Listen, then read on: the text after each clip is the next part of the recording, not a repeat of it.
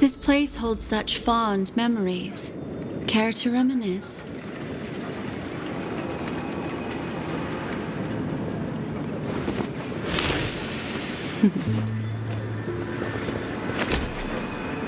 Discard your worthless destiny.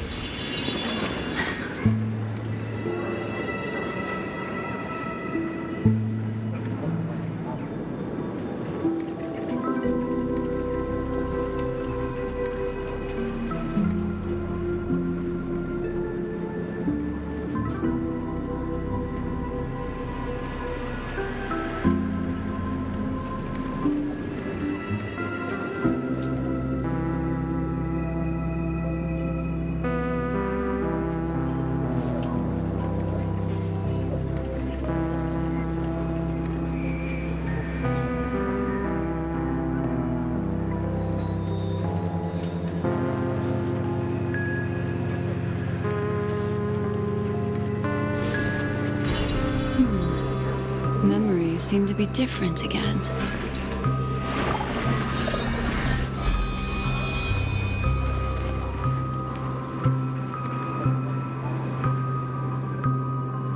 Make a wish. Let's wait and see. This trash can is perfect for me, and perfectly legal for me to stay in.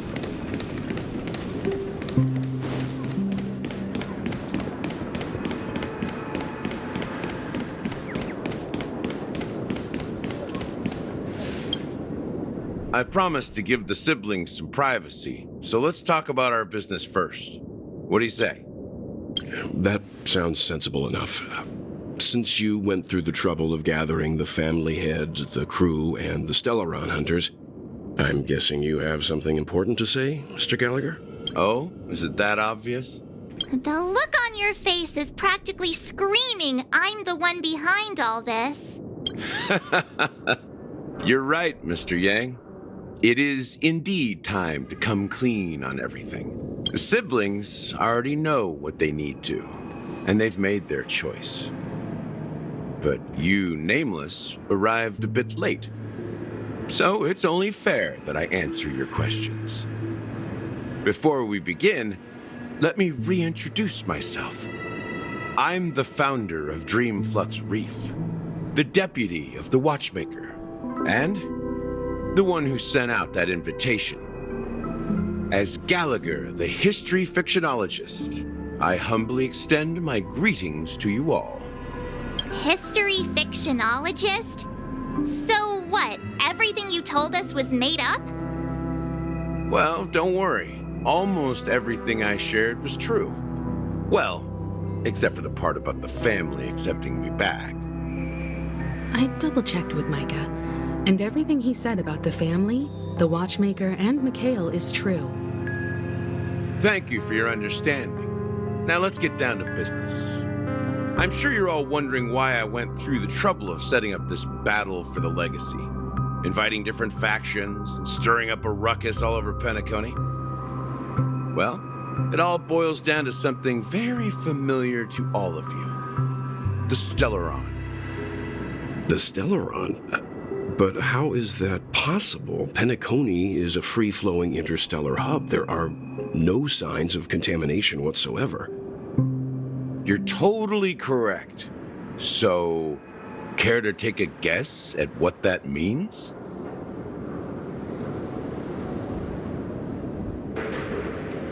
The sweet dream doesn't come out of thin air. If you think of the memory zone as the sea, creating the land of the dreams is like filling that wild ocean with earth to make an island. To achieve this feat, without the help of an emanator of remembrance or enigmata, the only way is to use a Stellaron. And that's not something you can achieve with a simple wish. It requires vast quantities of knowledge, time, and manpower. I'm sure you get what I'm hinting at. In Azdana, the planet of festivities itself is a Stellaron disaster. The planet of festivities itself is a Stellaron disaster? It all started a long time ago, back when the Watchmaker and his crew liberated the frontier prison. They faced countless challenges as they began building Penacony from the ground up. That's when the idea of using the Stellaron came into play. The Stellaron first entered the Azdana system during the war. The Nameless warned everyone against the folly of attempting to tamper with such a power, and most heeded their words. But there are always people in the shadows with ulterior motives. The turning point came after Tiernan's death.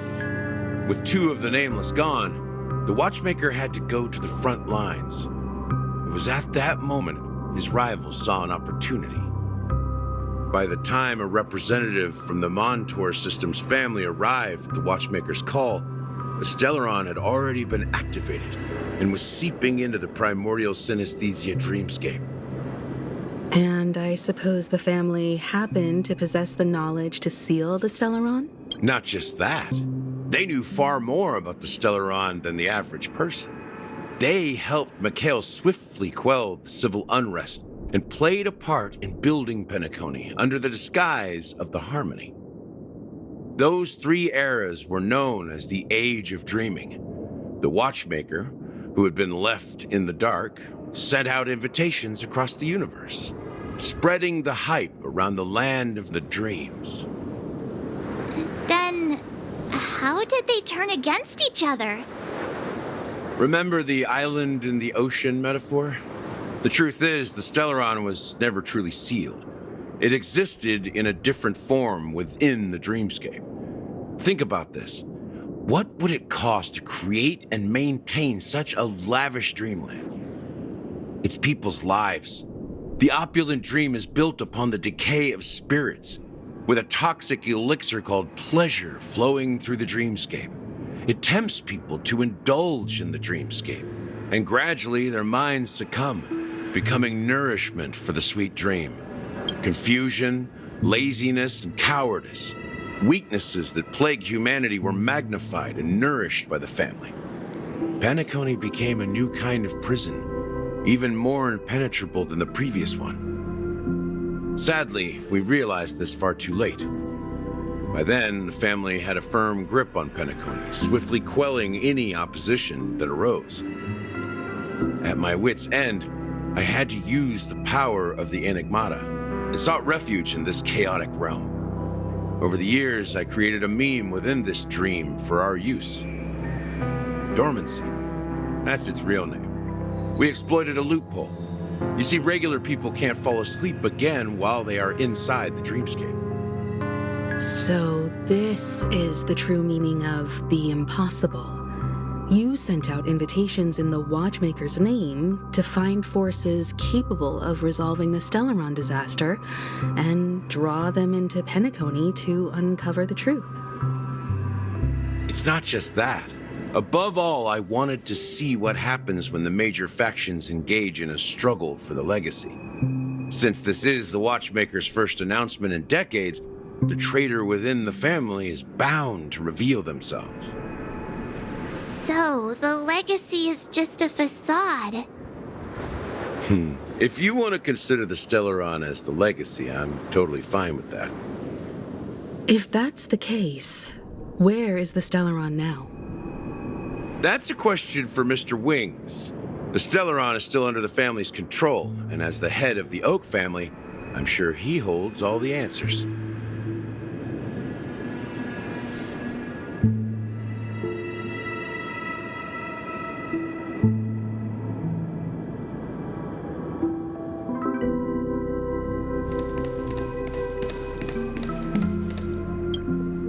Are you done talking? So, will you tell us where the Stellaron is? It is the Penacony Grand Theater itself. As I suspected. It's the embodiment of the family. The edifice that first materialized within the Sweet Dream. That's what turned Penacony into its current state. As for the person who employed its power, it is in fact Mr. Gopherwood, the current Dream Master. Well, that was easier than I thought. Did you conduct your own investigation already? Correct. When I was trying to track down the person who murdered my sister, apart from you, Gopherwood was my second suspect. Confronting me first turned out to be a smart move on your part. I didn't have other options. The Dream Master has been elusive, and even the heads of the families can hardly get an audience with him. Moreover, Mr. Gopherwood has been kind to my sister and me, and I didn't want it all to end like this. What do you mean by that? To be honest, my brother and I are also victims of the cancer of all worlds. We grew up as orphans, and were adopted by the family when they came to help.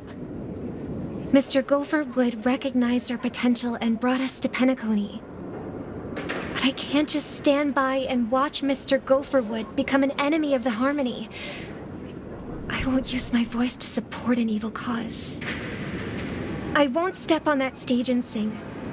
No matter who the traitor is, or what orders they give me. I won't let the Charmony Festival become an event that destroys harmony itself, or the paradise in our dreams. Indeed. For the paradise in our dreams. As the head of the Oak family, I'm responsible for ensuring Penacony's promising future. Robin and I will head into the sweet dream and confront the Dream Master. And if it turns out that the family has truly strayed from the harmony, I'll fight alongside you. We'll put the Charmony Festival on hold and make sure Mr. Gopherwood pays for his blood debt. The enemies you are about to face aren't like this old dog here, who can barely even bark. Since our interests are aligned, why don't we team up? Maybe, just maybe, we'll have a shot at success. We have always been following in the footsteps of our nameless predecessors, and there's no reason to stop now. Yeah, we Nameless won't back down from a challenge. Isn't that right, Miss Trailblazer?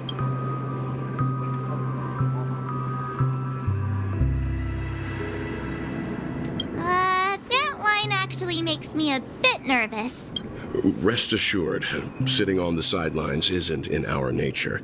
Mr. Sunday, Miss Robin, I'm willing to accompany you on behalf of the Astral Express.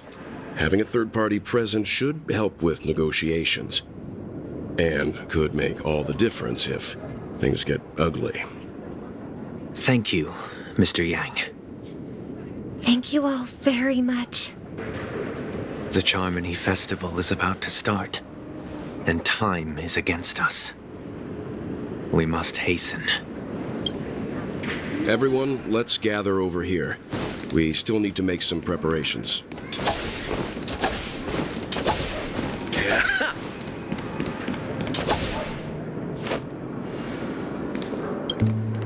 I may have been quick to step up to the plate, but confronting the Dream Master could be a very dangerous affair.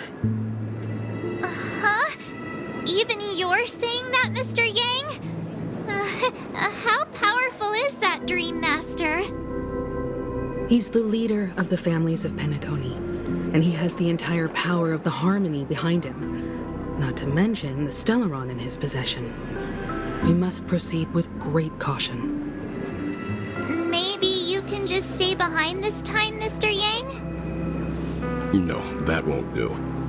Even if we count Robin as an ally, something felt off about Mr. Sunday just now. Although, I can't quite put my finger on it. I have to make sure he won't turn against us when things start to get dicey. You're still carrying the keepsake the IPC envoy gave you, right? May I borrow it for a moment? I knew it.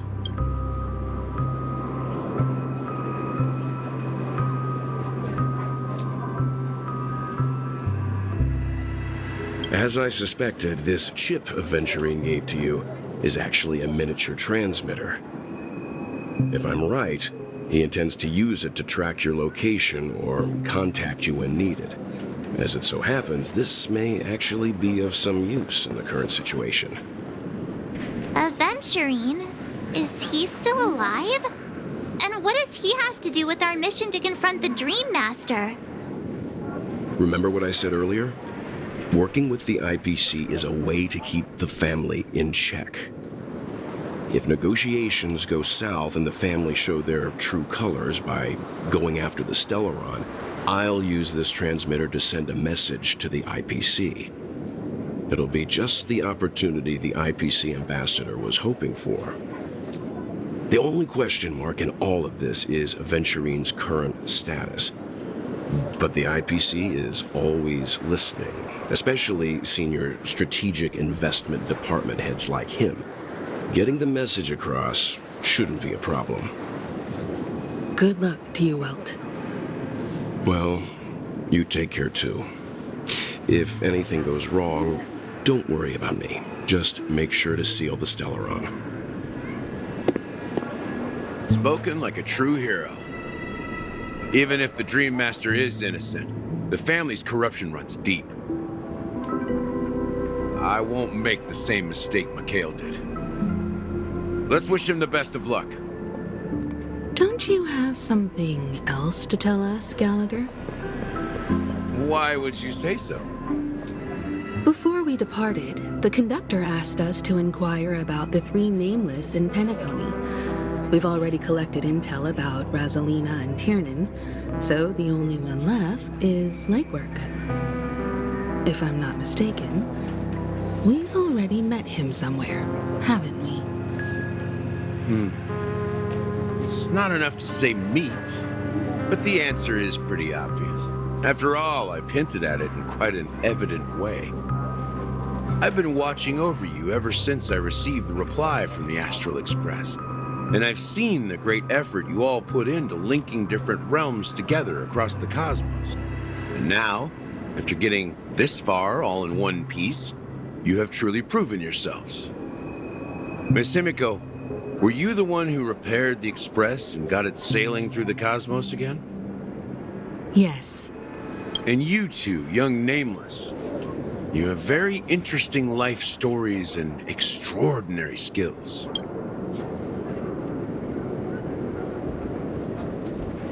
What? Hey, you can't just make up titles like that. You're full of energy.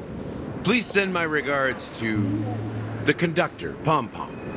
Please let them know that their friend had fond memories from his time aboard the Express, which he reminisced on every time he had a good drink. As for the last Nameless, he embarked, disembarked, and embarked again, traveling in a great circle, ending up back where he started. On his deathbed, he told me to find the Astral Express and deliver an invitation to the future Nameless. He left behind a special gift, a true legacy. Something that belongs only to the successors of the Trailblaze. Come with me. Now is the time to reveal it.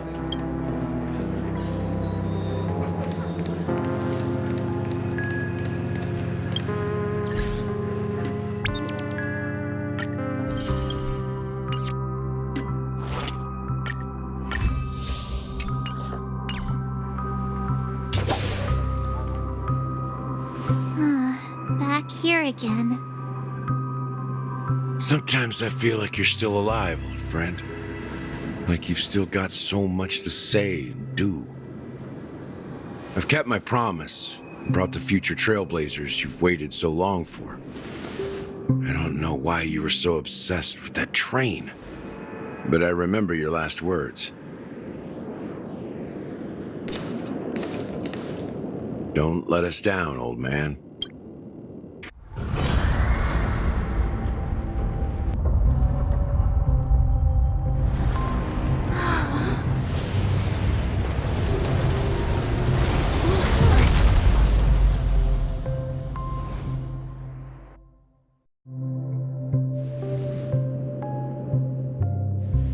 Go ahead.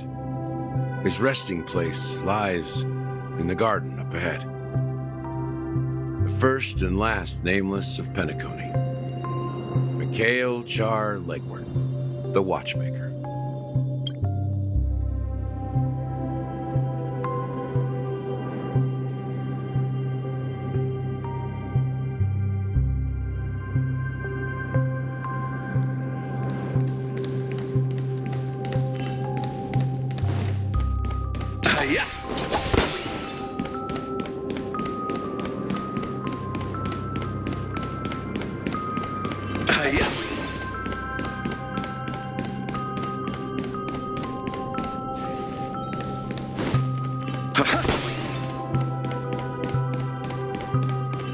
Yeah.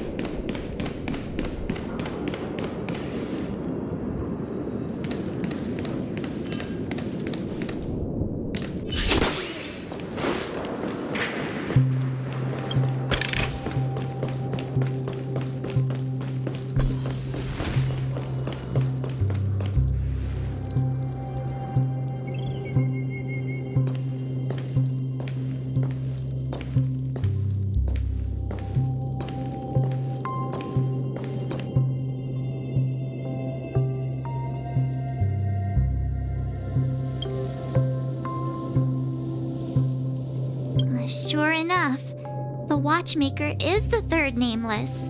Even I could guess that one. The legacy he left behind was a dream bubble. I believe inside that bubble, there's something that holds meaning only for the Nameless. After all, when I checked its contents, I found nothing inside. Maybe some Trailblaze runes? Even more mysterious than me. Well, let's have a look.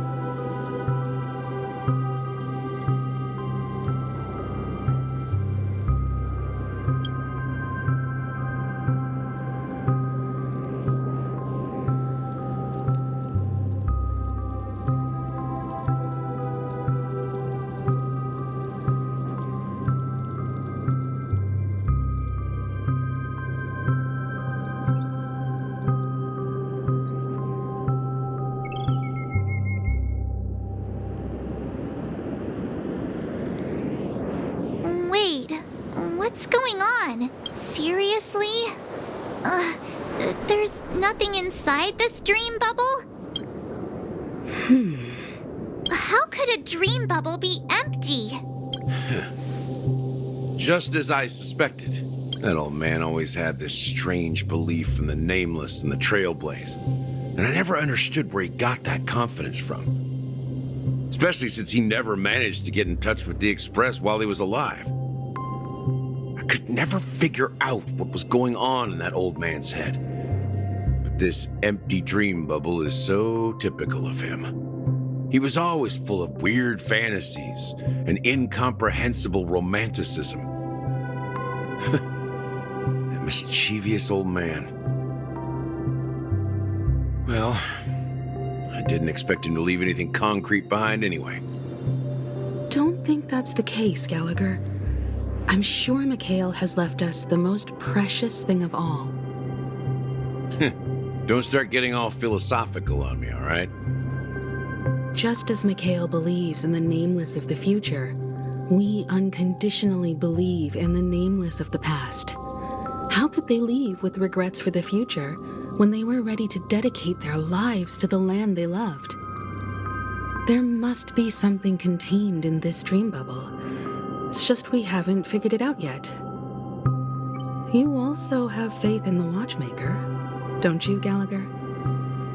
Well, I'm a follower of the Enigmata. My philosophy forbids me to have faith in anything. That's why I understand what faith means in the path of Trailblaze. And I also want to know what he left behind. I'll leave it to you guys then. Can I borrow your pet? I need to make a trip back to Golden Hour and check something at the Dreamscape sales store. It's for Mikhail, and for the future of Penacony.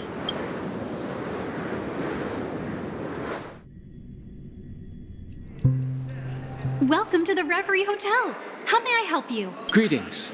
We're the Nameless from the Astral Express, and we'd like to check in. The Astral Express? But I thought... Yes, my companion's already checked in. My name is Dan Hang, and I believe my personal information is recorded in your system. I see, but your companion said you wouldn't be coming due to a change of plans. Now the plans have changed again. And you are... Me? I'm Pom Pom, a new Nameless who's also with the Astral Express. He's my fellow Trailblazer. We responded to the family's invitation before he boarded the Express, so he wasn't registered in your system. Is it possible to accommodate him as well? Oh, I see. Another one of the Nameless had a similar situation. seems like a lot of people are joining the Trailblaze these days. Since there's a precedent, it shouldn't be a problem. Just give me a second to contact your companions. I'm sorry, dear guests, but it seems I'm unable to reach the other members of the Astral Express. What do you mean by unable to reach them? My apologies. This is the first time I've encountered a situation like this. However, the system indicates that those guests are still in the dreamscape. How about this? Give me their room number, and we'll go check on them ourselves. I'm afraid that's not possible. I need to verify both of your identities before I can share any guest information. How about you just wake up someone?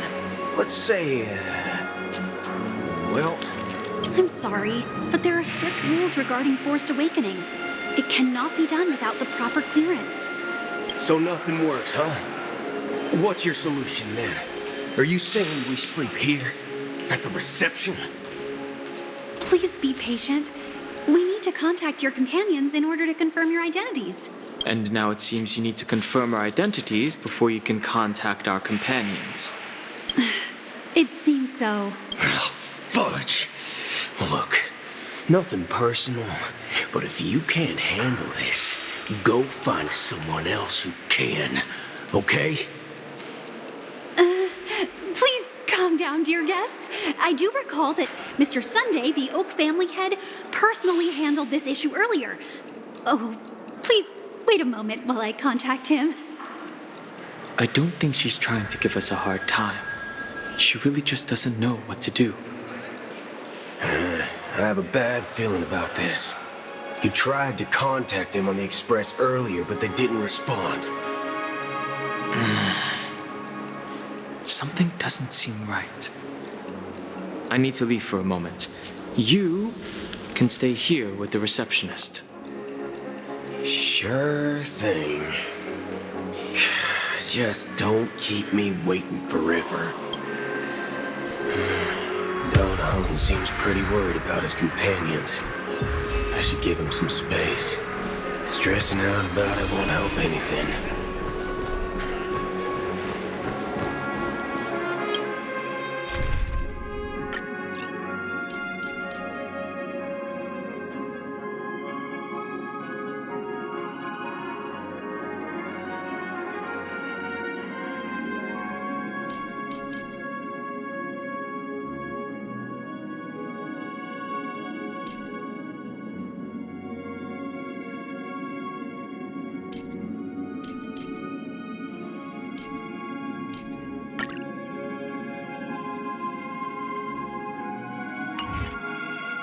Locked and loaded.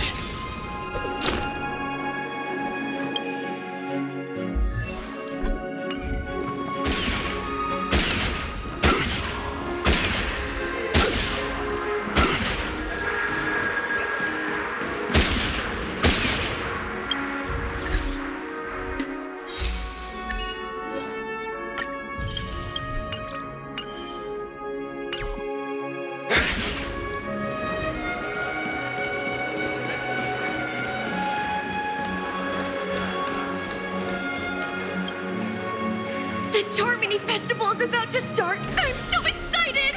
Hey! You guys here for the Charmony Festival too? Well, I didn't come all the way here specially for the festival. Honestly, I don't really even know what it's about. But I heard it's a lot of fun! Well, back in my homeworld, Anaria, we have festivals like that all the time. My dad threw me a birthday party one time that was just as extravagant as the Charmony Festival. Oh, come on! The Charmony Festival is a once-in-an-Amber-era event! How can a birthday party compare? Well, you never know, right? Maybe on her world, birthdays only happen once in Amber Era. Anyway, let's forget about that. Have you heard about the, unsettling things happening in the dreamscape? Unsettling things? What could possibly go wrong? It better not ruin the Charmony Festival! I've been looking forward to it! Relax. With a big event like this, there's bound to be lots of gossip and rumors. Don't worry. If anything does happen, the family will be on top of it. Oh, that's a relief. I didn't come all this way to see the festival go down the drain. Well, looks like I won't get any fudging clues out of these two. They're clueless.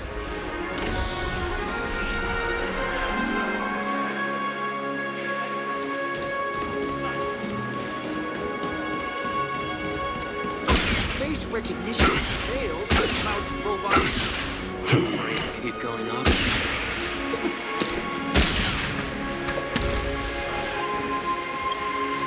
Greetings. I'm Cody of the Bloodhound family, head of security for the hotel.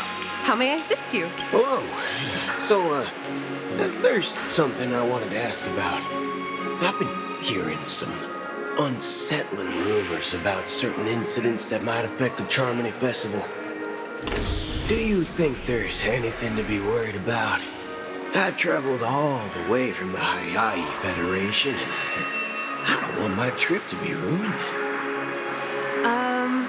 What do you mean? Wait, you haven't heard? I'm not sure where you heard those rumors, but they're completely baseless. I can assure you, as a representative of the Bloodhound family, that everything is going smoothly for the Charmony Festival. At present, all of the families are focused on making sure the festival starts on time. Even the Dream Master himself has arrived. So don't worry, your trip won't be in vain. That's a relief to hear. She doesn't appear to be acting. So, it seems that even the hotel staff are out of the loop. Back already? Hasn't she returned yet? Nope. I'm starting to wonder. Sending her to contact Sunday was a good idea. Neither the staff nor the guests seem to know anything about what's happening in the dreamscape, and wherever we go, all we see is people enjoying themselves. Definitely not a good sign. I agree.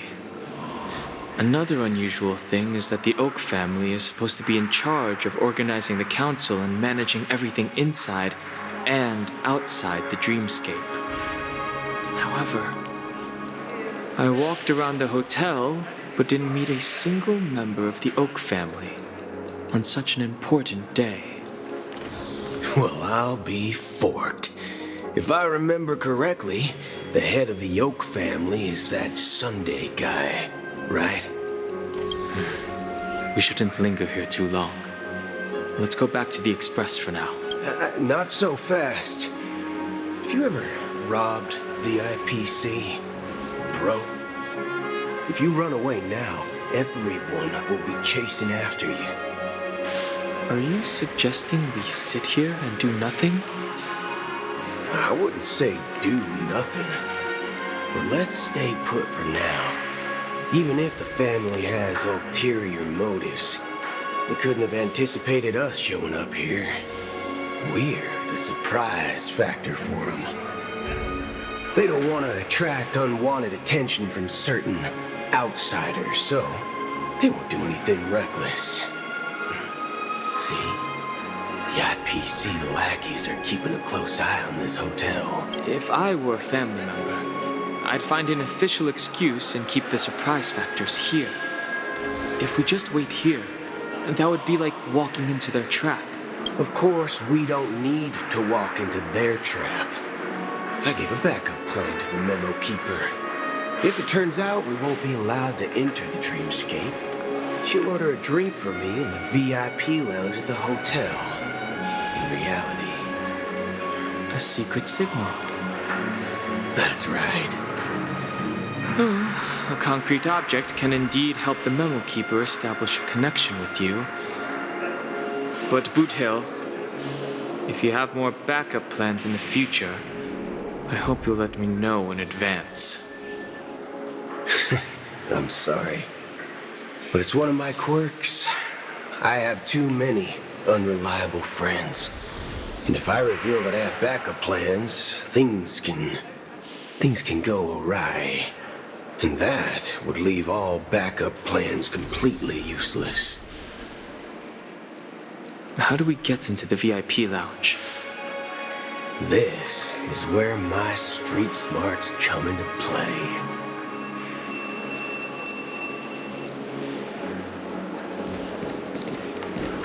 What? Face recognition failed, you lousy robot. Room rat.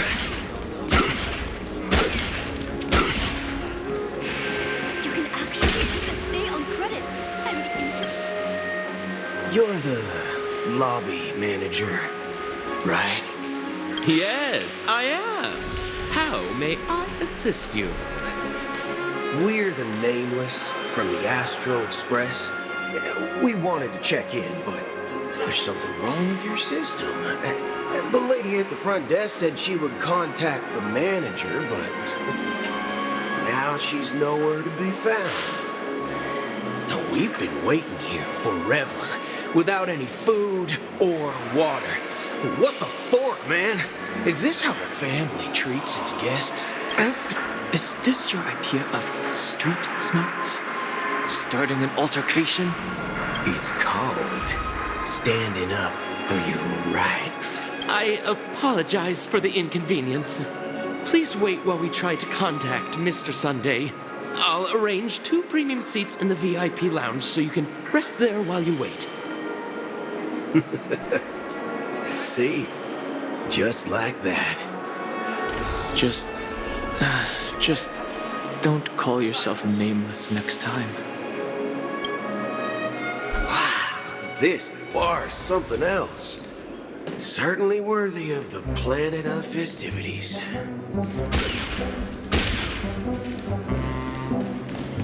One big soul. Good evening, gentlemen. Hey, I have an order for a bottle of Hasdana's White Oak. Can you help us find it? Hasdana's White Oak? I think there might be a misunderstanding. We don't serve that here. Oh, no way. Are you sure you're not mistaken? If someone had reserved such a beverage, I would definitely remember it. It sells for hundreds of thousands of credits per bottle, after all. I couldn't afford to cover for such an item if it were broken or lost. That's strange. Well, could it be that the memo keeper couldn't afford it? Then what should we do now? No need to rush. Well, let's grab some drinks first. Maybe I arrived too early and he hasn't come yet. Now, let's see what kind of juice malts you all have here. Well, give me a glass of Heenum Valley, 40 years. I'll have it neat. No ice. Wow, that's the most expensive one on the list. You have a taste for the finer things. It's on the house, anyway. What can I get for you? Anything you recommend is fine. Then I would recommend today's special, Glass Village. It's classic Soul Glad mixed with Laboom juice. It's refreshing and suits your cool demeanor. Just 1 minute. This flavor. Dynamite barbecue with rocket fuel. Ooh, it really hits the spot. Truly the finest sherry cask aged malt juice in the cosmos. Dynamite barbecue with rocket fuel. Is that really something that humans enjoy? Hey, this guy doesn't know anything at all. As long as you're satisfied, dear guests, please enjoy. Let's give the memo keeper another half system hour. If she doesn't show up, we'll need to come up with a new plan.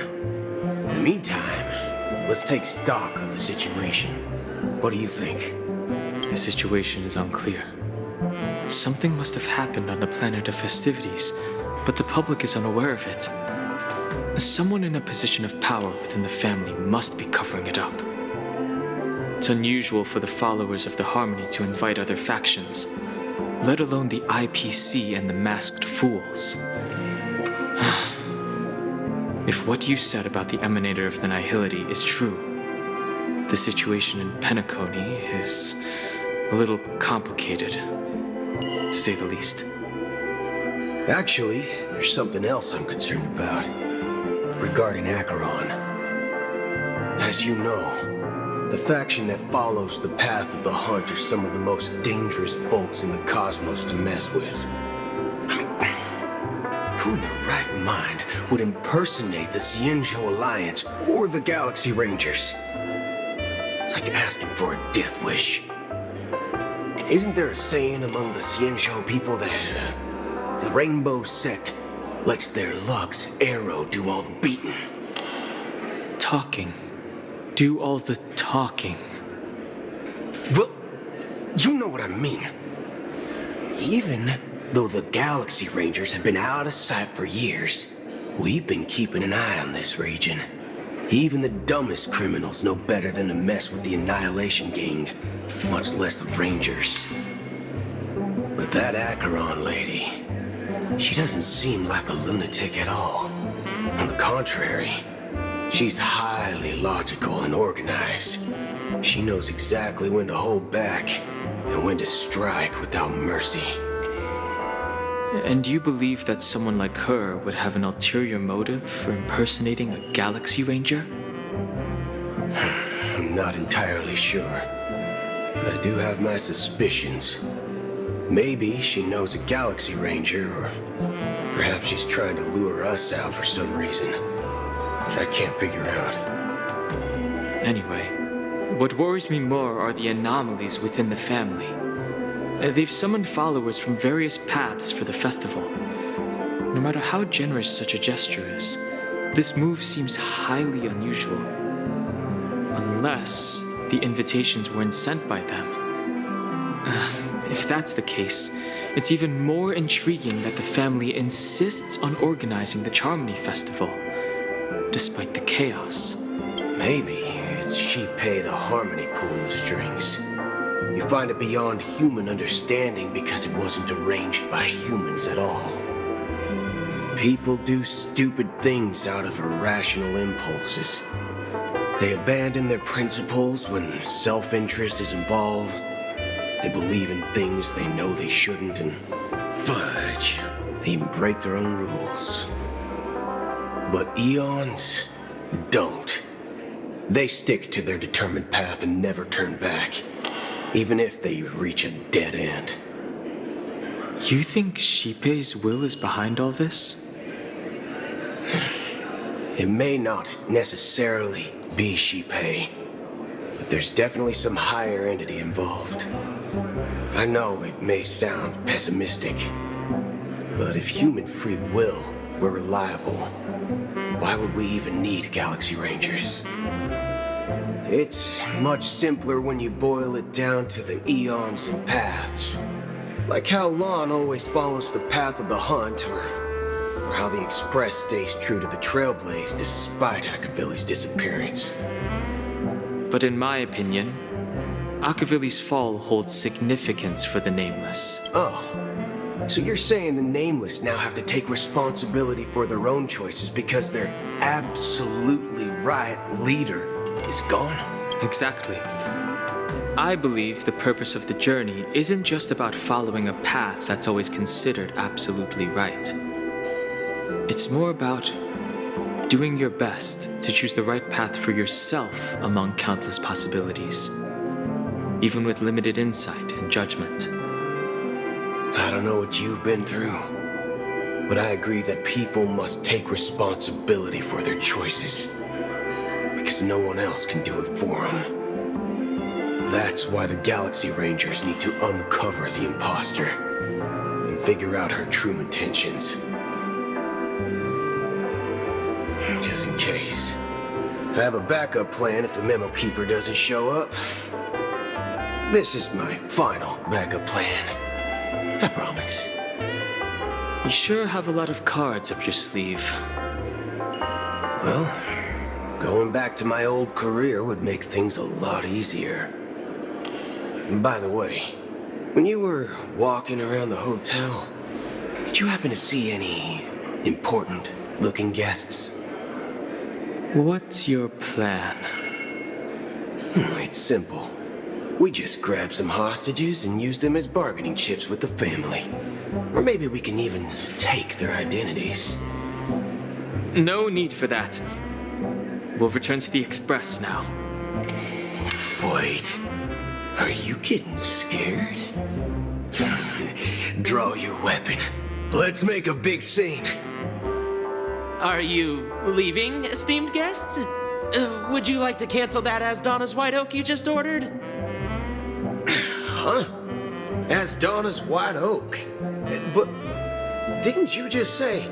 Ha ha! Looks like you are a bit intoxicated, esteemed guests. You ordered a bottle of Asdana's White Oak just a moment ago. Looks like your memo keeper friend has finally arrived. Oh, right. Sorry, my memory's not the best. You know, too many modifications and all. Anyway, let me check. Well, fork me. It says Donna's White Oak, all right. And there's a note. I'll be waiting for you on the Astral Express. No mistake. That's her message to you. She knew the hotel wasn't safe, so she suggested we find another place. Well, looks like we took a detour, but now it's back to the Astral Express. So, what are we waiting for? Let's go.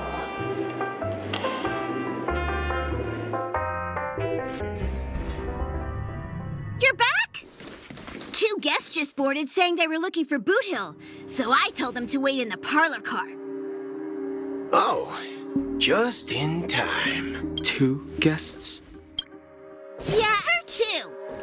Look, we welcome all passengers on the Astral Express, but sneaking in like that, you have no regard for etiquette. My apologies, conductor. It was an oversight on my part. I assumed you were already acquainted with the garden. Given the chaotic situation in Penacony, the Nameless are the only ones we can truly trust right now. You are the memo keeper. Pleased to meet you, Dan Hung. I've seen you in others' memories. And as for Boot Hill, this is our first face-to-face meeting.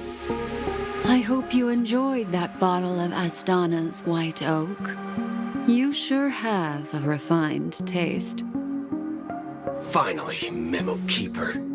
Well, let's cut to the chase. Spill everything you know. That's precisely what I intend to do.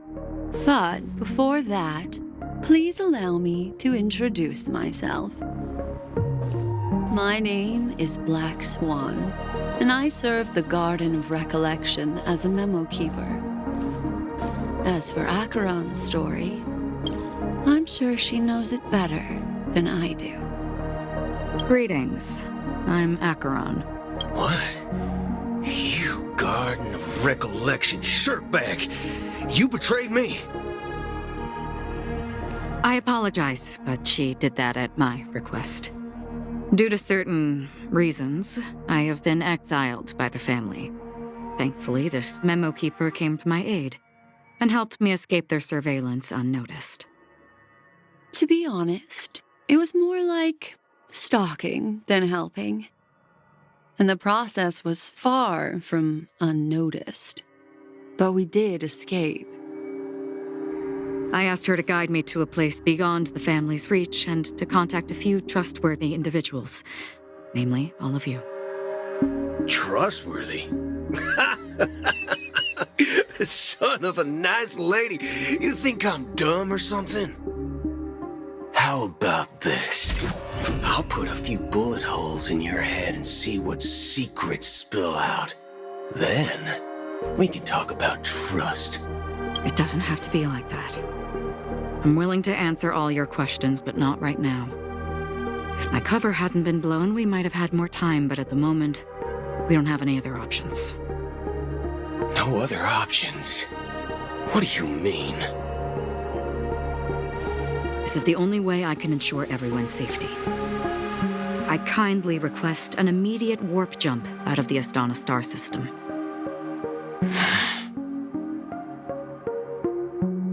This passenger is requesting... As far as I can tell, she's not a threat, and seems to be telling the truth. I've briefly traveled with your companions and know their whereabouts, Dan Heng. Please rest assured, your nameless companions are safe, but they need our help. As for Boot Hill, you may have guessed, I've been waiting for you. Galaxy Rangers are known for their elusive nature and limited contact with each other, so this was the only way I could reach out to you. Only by doing this can I find a true Galaxy Ranger and fulfill a long-standing promise. To return his relics to their rightful owner. Someone once told me that every rainfall is like a gift from the heavens, a sign of their mercy upon the world. Raindrops are said to be the tears of the gods, shed in response to the sorrows of the world. Their constant pouring is a reminder that the gods haven't abandoned us yet. So, how long has this rain been going on for? I used to believe, just like you, that it would eventually stop. Years and decades passed. And in the end, such hope faded away before the rain did. Looks like the god you mentioned doesn't exist after all.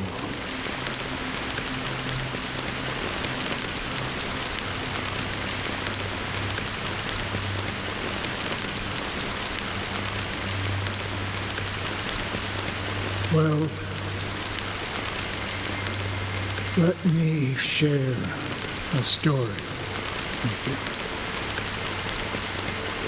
you. Mortals who walk the paths are like sailors on a vast ocean, leaving behind a trail that creates countless ripples of possibilities. These ripples last longer than the fleeting lifetimes of humans. And for some, their presence leaves such a strong mark that it's reflected in the waves.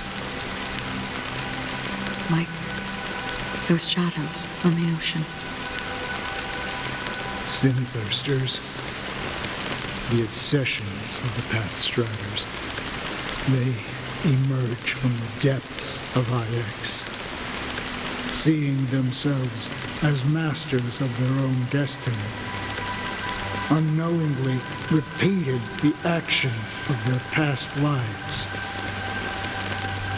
They emerge from the nihility and head toward it, leading purposeless lives. However, these hollow phantoms, they were once my dear companions. A group of Galaxy Rangers. Are you watching over them? Watching over them? No. I'm guiding them toward transcendence. It was a brutal war. A crusade that shook the universe. The universe witnessed the fall of Zulo, the Lord Ravager, but it came at a price. A price so hefty that only those who were there still remember. The unwavering determination of the Hunt followers persists even in death. So So someone must guide these lost souls to their life beyond. They were heroes in their time. And they shouldn't be reduced to mere puppets of nihility. As for me, I've suffered too many losses on that battlefield to advance any further.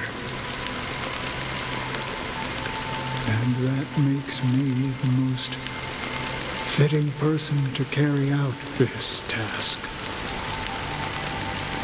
But you know, these sin-thirsters, they're not who they used to be.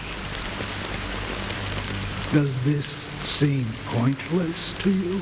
Well, some tasks have to be done, even if they are pointless. I can help you. For what? For the meaning of the nihility. That's what I've been seeking. I see. After all, this realm is off limits to ordinary souls, right? Thank you, stranger. I wish that you find what you seek. Before we part ways, I have one more question. It is true that their actions and even their entire lives may seem pointless from our perspective. But if, and it's just an if this is what the departed ones expected, should we try to change it? A good question, and a profound one. I don't know the answer.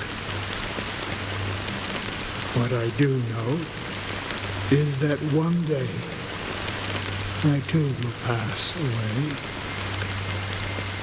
And when I bid farewell to this world, someone will stand at my grave and place a bouquet of flowers on it.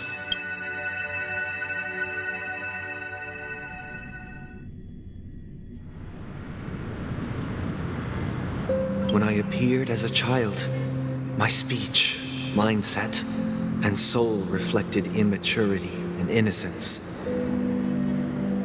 As I grew into adulthood, I left behind my childlike side.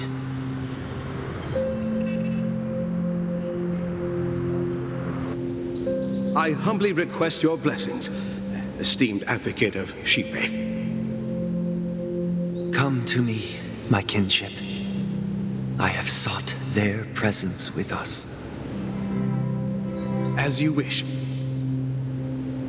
I have faithfully served the Alfalfa family for nearly a decade, promoting the path of the harmony to the best of my ability. However, I made a mistake yesterday. While I was preparing dinner for the family head, I accidentally dropped a prepared dish on the floor. Out of laziness, I lied and claimed that everything was ready. Although the head has dismissed me as punishment, it has been tough to sleep with the guilt still gnawing at me, as I worried that the seeds of evilness may have taken root in my soul. So, I confess to you now, to seek atonement for my sins. Do you sincerely repent and vow to change your ways? Yes. Have you examined your soul and confessed all your sins? Oh, yes. Are you willing to accept the process of atonement? Yes. Very well. Show your dedication and goodwill to the family, and you shall be reinstated among them. Now, please, leave in peace. Oh, praise Shipe. And thank you, esteemed advocate. Next, please step forward. I wholeheartedly confess to you. Please, pardon my sins. Rest assured, I have implored their presence to be with us. As long as you are sincere, absolution will be granted. Oh, great. You know, I arrived in Penacony as a stowaway. I sold everything to get a ticket. My house, my land, and my 2 children. I see. Please, go on. My children were starving, and I hoped they'd have a chance at survival if they became slaves here. If I can strike it rich here, I'll lift them out of that situation and give them the life they deserve. But the Bloodhound family got wind of it. They're on my tail, hunting me down. I thought I could bring my kids here. It was all my fault. All my fault. The family is ready to forgive all sinners. I'll ask the Bloodhound family to cease their pursuit. You don't need to live in fear anymore. Oh, thank you. Thank you. I'll work my hardest to redeem my children and make them part of the family. Praise the harmony! Next, please step forward. Hey! Long time no see, Mr. Sunday. The most esteemed individual in Penacony, and the next leader of the Oak family, right? I have sought their presence with us. Let us proceed. Sure. Let's just get this over with. I have sinned. Please forgive me. I wasted half a pizza at breakfast and a bottle of Soul Glad. That's it. Nothing more. Can we wrap this up? I've got a robo-ball game to catch, you know? Do you seek to atone for your sins through good deeds? My sins? Starting to sound like a saint, huh? Well, let me tell you something. Neither the family nor you have the right to judge me. You think nobody knows what your precious family has done? About the watchmaker? Huh? Don't kid yourself, Featherbrain. Those dream chasers might be fooled by your act, but don't fool yourself. Before you start spouting off your holy verses, answer me this. Where does the power of the Oak family come from? And your power? What makes you think you can sit there all high and mighty, looking down on everyone else? Well, I've spent enough time in confession today to enter the Harmony's paradise, right? Then I'll take my leave. Good luck with your election, and, don't make me regret my investments in you.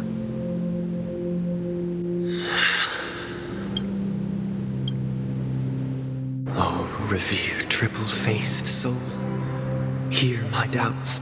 Who can judge the strong when their power hides their crimes? Who can vouch for the weak when they will pay any price to survive?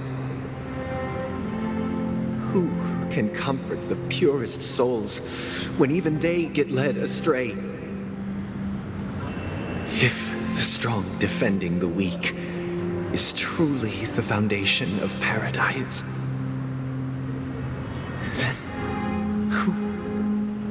who is responsible for the suffering and anguish in this wretched world?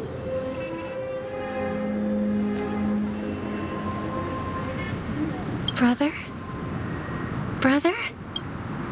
Brother, are you all right? I'm fine. I've been working long hours, and I just made a trip to Dreamflux Reef and back. So I'm a bit out of sorts. But it'll all be over before we know it. You've been working non-stop on the Charmony Festival, Mr. Sunday, and no one could have predicted this incident. Even if the Stellaron does pose a grave threat, I still feel sorry for all the trouble we've caused you. No need to worry about troubling anyone. The Charmony Festival was meant to spread joy and harmony across the cosmos. But now that we know the truth, I'm afraid we'll have to cancel it. It has always been our wish to make everyone happy, so... we'll do our best to explain everything to the Dream Master. I'm sure he'll understand. Even if the negotiation does not go smoothly, I'll refuse to go on stage. Without the Chord Master, the Harmonious Choir would not arrive, and the Charmony Festival would be just a grand performance, and nothing more. I'm relieved to see your determination. You know, since arriving in Penacony, we haven't had any contact with this Dream Master himself. I'd heard of the heads of the 5 major lineages, but the Dream Master is a mystery to me. The Dream Master rarely grants an audience, even for us. But, given the urgency of the situation, he's agreed to meet us in person. Perhaps you'll be the first guest to meet the Dream Master in years, Mr. Yang. Let's hope we can reach a consensus that satisfies everyone. Indeed. Let us hope so. It's about time. We'll have to get ready for the meeting. I apologize for any inconvenience caused by the urgency. Don't worry. I'll be waiting here. Oh, dear. It's Mr. Sunday! Hey, come over here! Looks like someone needs help. Let's go check it out.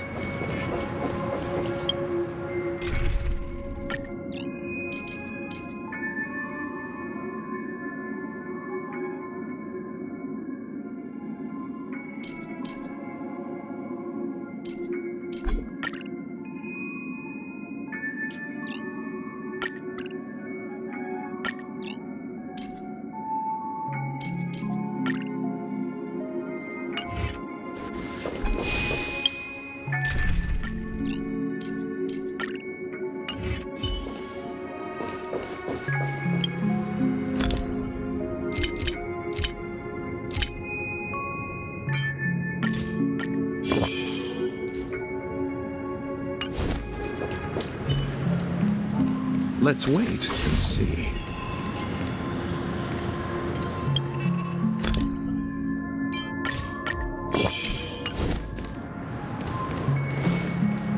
I really Checked off the list.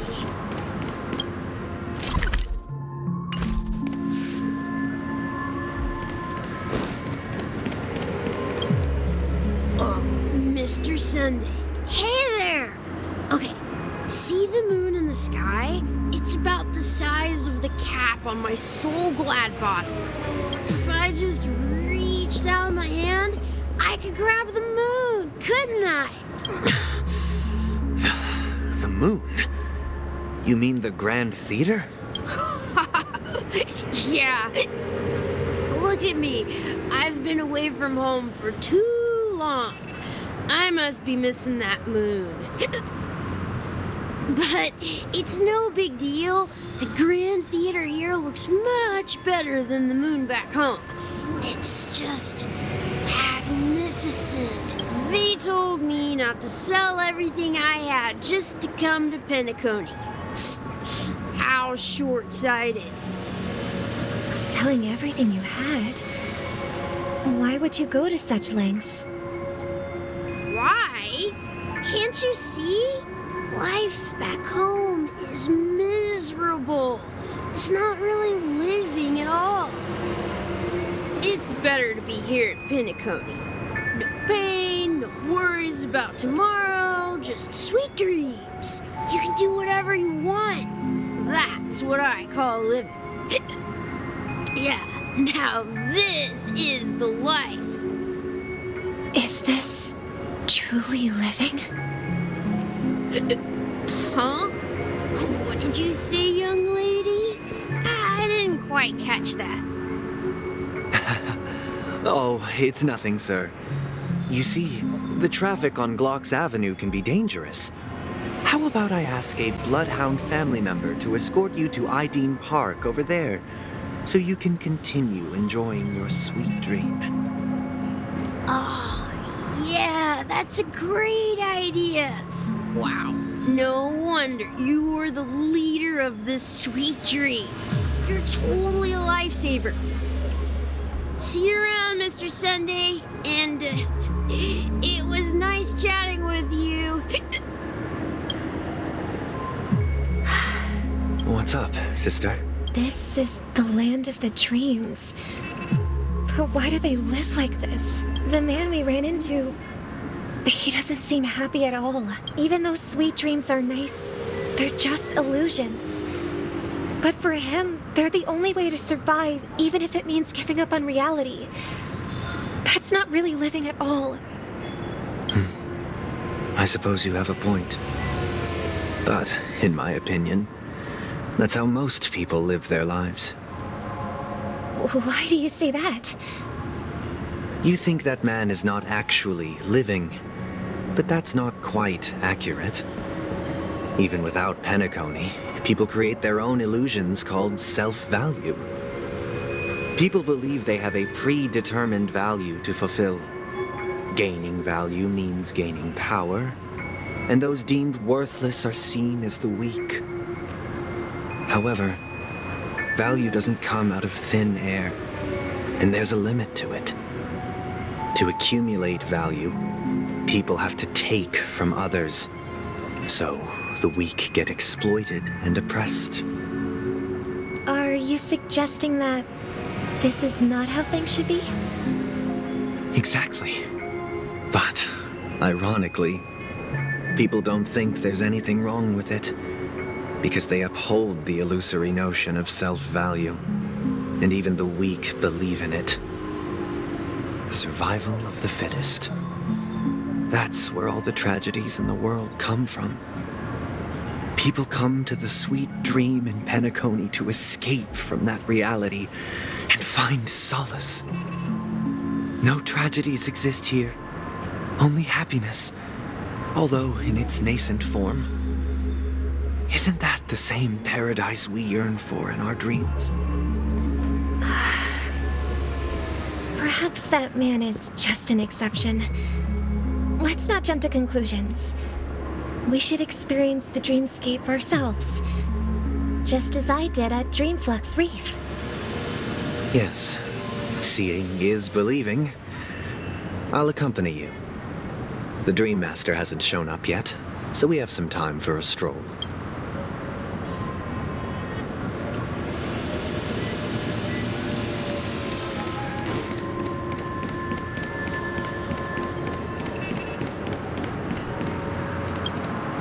Glad to meet you again, Robin. How are the preparations for the Charmony Festival coming along? We're all so excited about it. It's going smoothly. Thanks for making the trip to join the festival. You're too kind, Robin. It's a pleasure to have guests from all over the universe celebrating day and night. I can't stand being lonely or bored, so this jubilant dreamscape is perfect for me. But if this went on forever, would it get boring too? Nah, not at all. Who would get tired of having so much fun? Every day, you get to wear fancy clothes, explore all sorts of dream bubbles, indulge in delicious food without gaining weight, and you never get old or sick. As long as you can afford a room, this place is the ultimate paradise. But you know that only a few things can be brought back from the dreamscape to reality, right? That's exactly why I don't plan on bringing anything back. Just enjoying the dream itself is good enough for me. I mean, I'm not one of those long-living species. I only have around 60 or 70 years in this lifetime, and there's so much to worry about. Being happy here is pure bliss. Only in this sweet dream can I truly feel like I'm in control of my life and fate. Who would want to go back to reality after experiencing this bliss? see.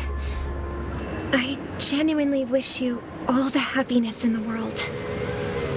And I wish you a fantastic performance, Robin! I'm off to the Blue Hour for the ball. See you later. Seems like that guest's perspective didn't resonate with you either. She had a valid point. And I could sense her genuine happiness. It's just that... What you're trying to say is, she thinks she's in control of her life. But in reality, she's just escaping from reality and seeking solace in this sweet dream. Once she steps out of this sanctuary, everything will be lost. Well, she did make mention of being able to afford a room. Didn't she? However, the paradise in our dreams, it doesn't have to end. No. And the paradise we yearn for shouldn't be just a fleeting dream either.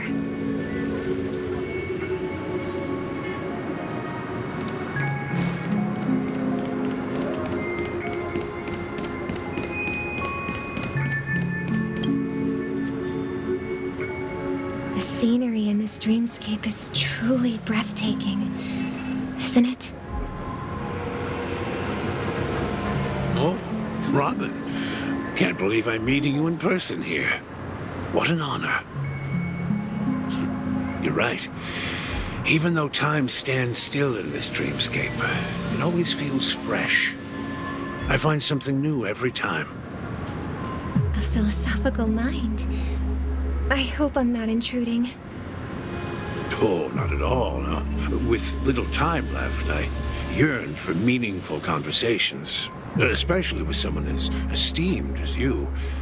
Do you mind if we chat? It's my pleasure. No need to be formal. Just speak your mind. You said, with little time left. Please, forgive me for being blunt.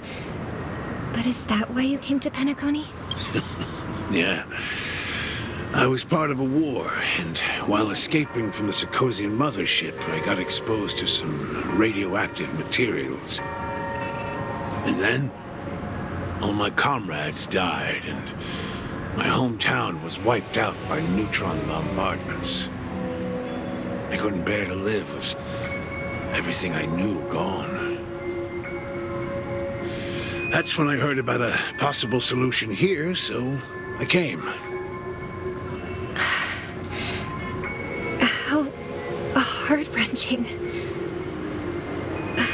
I hope the family has been able to help you. They have, and I'm truly grateful for that. They provided me with a comfortable room, the most advanced life support devices in the cosmos, and a stellar team of caregivers. My physical body is now in the dream pool, sustained by life support. The me you see here is whole, rational, and no different from any other person. But I can't say the same for the me in the hotel room. My true appearance. Well, I hope you never have to witness it, Robin. So, you'll be living forever in this dreamscape, right? Just being able to live at all is good enough for me. Whether it's in this dreamscape or not, I don't really have much say in the matter.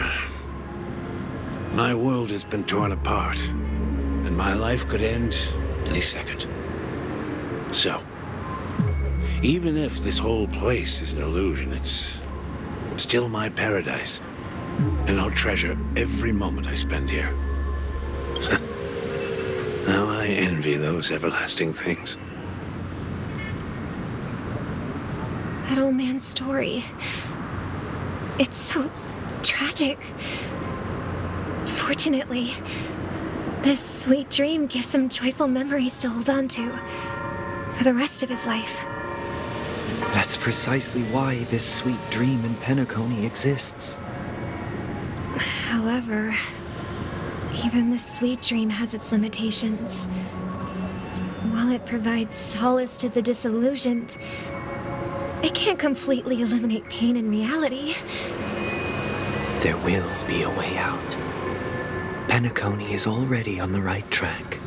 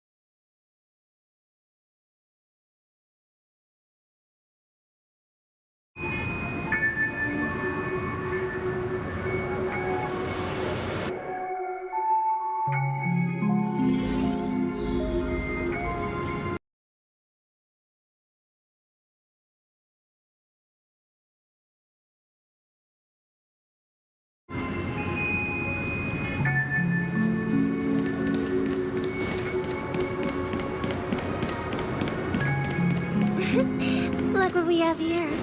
A lovely young lady.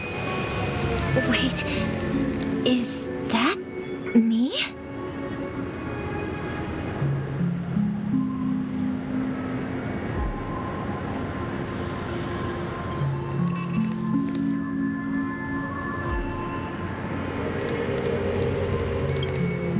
Brother, what a surprise to see you again. Show yourself. Your trick won't work on us. I've heard that a skilled masked fool received an invitation too. That must be you, right? Did you enjoy yourself? Barely. The people here are way too gullible. A little bait is all it takes for them to bite. And they run away at the slightest hint of danger. In other words, they're naive and cowardly. Now that you've had your fill, it'd be wise to leave before it's too late. The music of the harmony doesn't tolerate discord. What? Now that you have the real Robin, I'm useless? Oh, how disheartening. I've done so much for the family. You should be thanking me, because if it weren't for me cleaning up this mess, Penacony would still be in shambles. Don't you think? That was a personal request from the head of the Iris family, and it has nothing to do with us. Step aside and stop causing trouble for the Charmony Festival. The Charmony Festival? You think you can scare me? You think I've no idea what you're planning? I don't care what you're thinking, chicken wing boy. But I'm pretty sure our lovely Robin won't be appearing on stage. After all, you're well aware of what a sorry state this dreamscape is in under the banner of harmony. Penacony, the land of the dreams. Is this truly the paradise you desire? Stop it. What's the rush, chicken wing boy? Did I get to you? Our paradise is none of your concern, masked fool. Leave now, or the family won't tolerate you anymore. All right. I'll go. But Robin, I suggest you seriously consider this. Do you really believe those living in dreams can escape pain and find true happiness? Well, I've done my part. And now I'm simply waiting for the fireworks to begin. Here, the last 2 gifts for both of you. And don't lose them. If by some unfortunate chance the Charmony Festival starts against all odds, remember to use them during the show. And it'll be thrilling. Bang! I heard a raven cawing in the distance. It seems the Dream Master will arrive soon.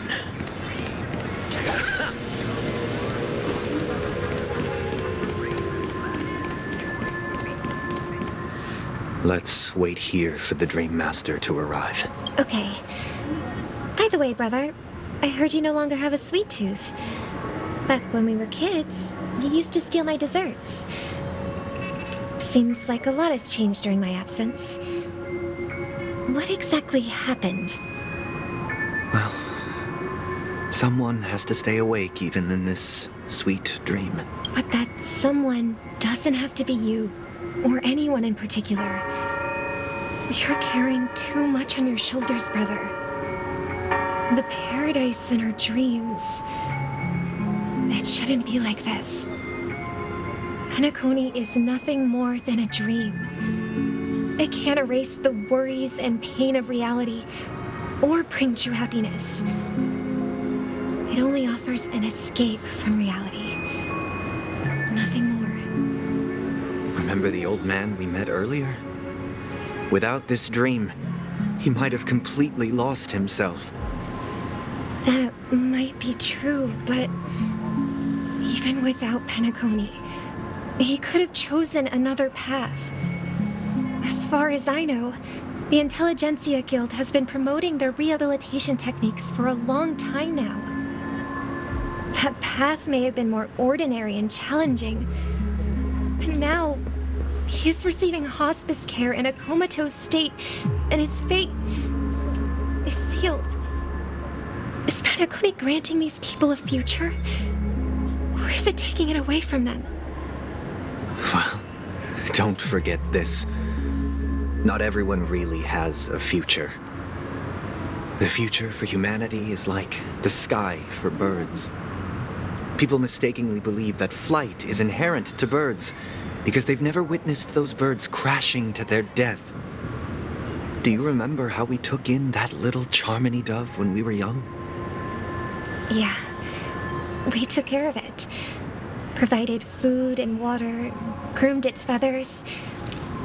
And later, when I decided to leave Penacony, I opened the cage and set it free.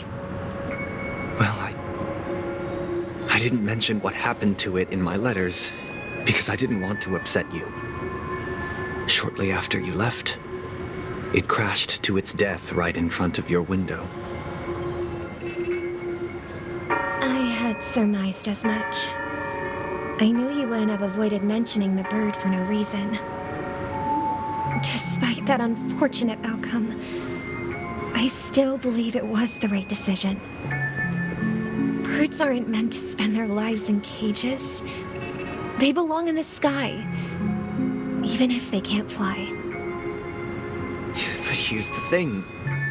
If there are birds in this world that can never fly, can we really assert that they belong in the sky?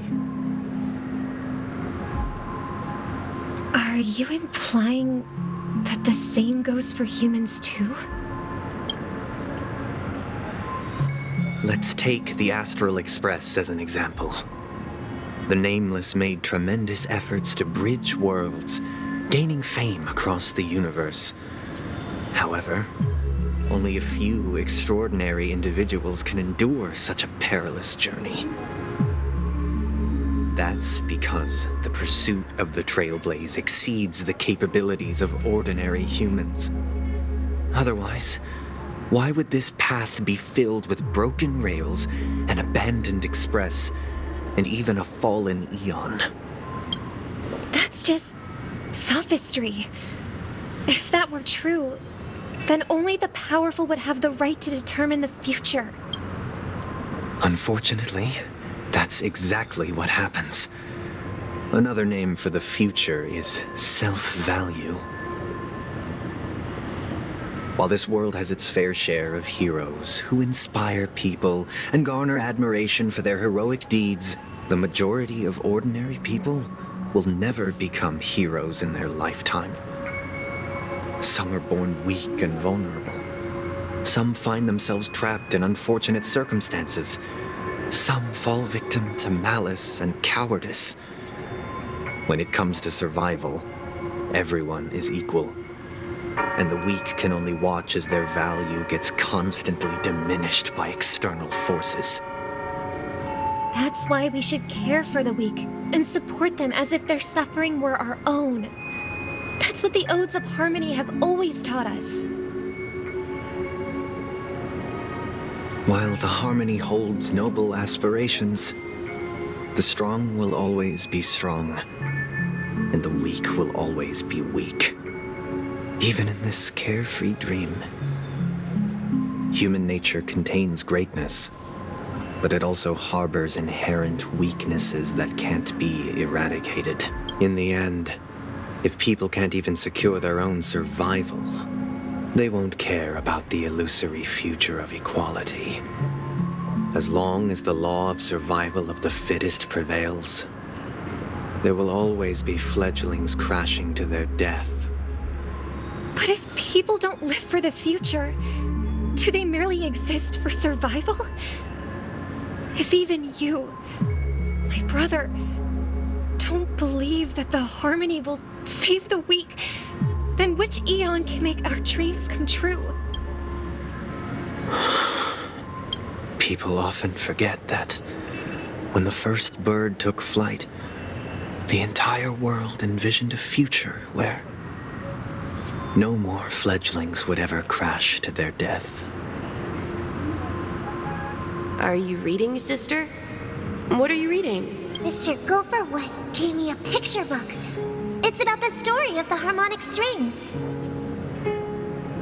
If I could become a chord master, I'd like to summon Dominicus, the harmonious choir.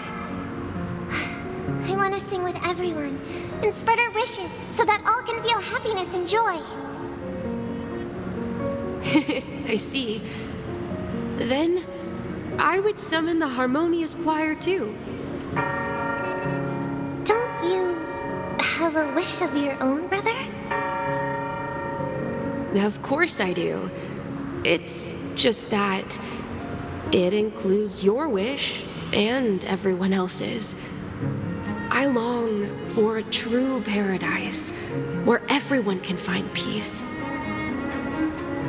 Then, let's build a stage there and invite everyone to our performance so that both our wishes come true through the power of the harmonious choir. It's a deal then. Yeah, it's a deal. But how can I become a chord master?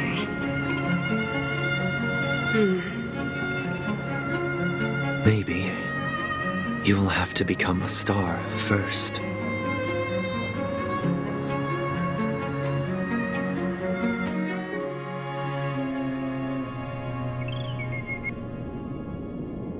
You're back sooner than I thought.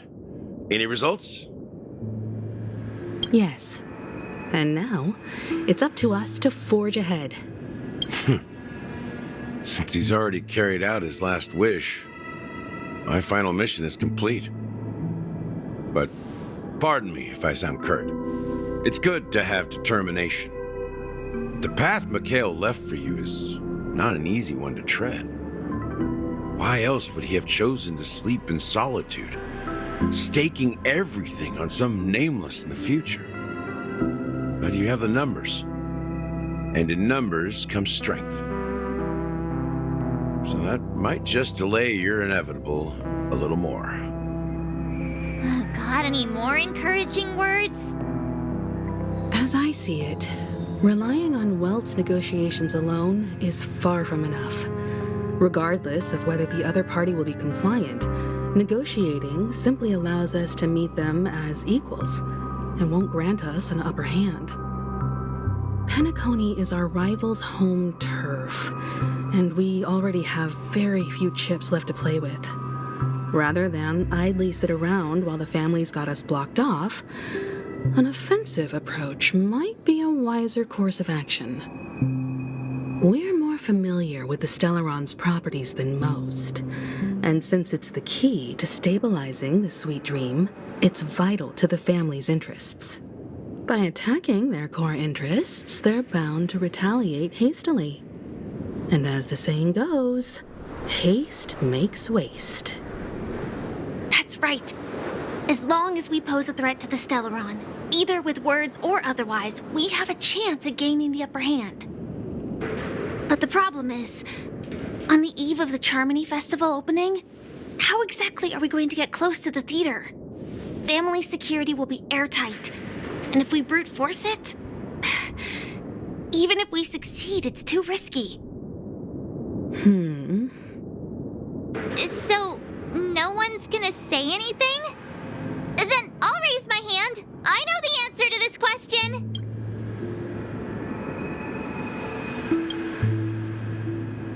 The Express crew would have been disbanded long ago if it weren't for me. So I heard that before the Charmony Festival begins, there'll be a pageant to kick off the festival. It's called the Soul Glad TM Festivity Auditions, or something, and it's going to be held in the moment of Scorch Sand. As long as we clinch the top spot, we'll be able to attain the title of Festive Superstar, and be able to personally bask in the graces of Miss Robin. Not that that's important.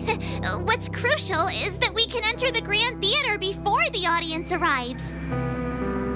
So, how do we go about participating in these festivity auditions? I've already procured special invite tickets from Miss Robin's fan club. To tell you the truth, I had been preparing to join the auditions all along, but now it looks like even if I scrape through, I probably still won't have the chance to shake Miss Robin's hand. So they're still running this thing, huh? It was originally just a publicity stunt, set up by Mikhail to drum up attention. But it looks like it might be worth a shot. We'll follow Marge's plan. Mr. Gallagher, will you be joining us? I'm afraid I won't have the time. As a virtual character, I've already completed my final mission.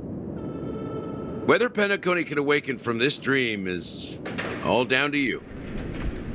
Should we ever cross paths again? I'd love for you to visit the Express. All right. I'll have to add to that databank of yours you've got on the Express. And Miss Firefly, we thank you for all your support. We're faced with a formidable enemy. As long as the Astral Express and Stellaron Hunters' objectives are aligned, we're willing to cooperate with you.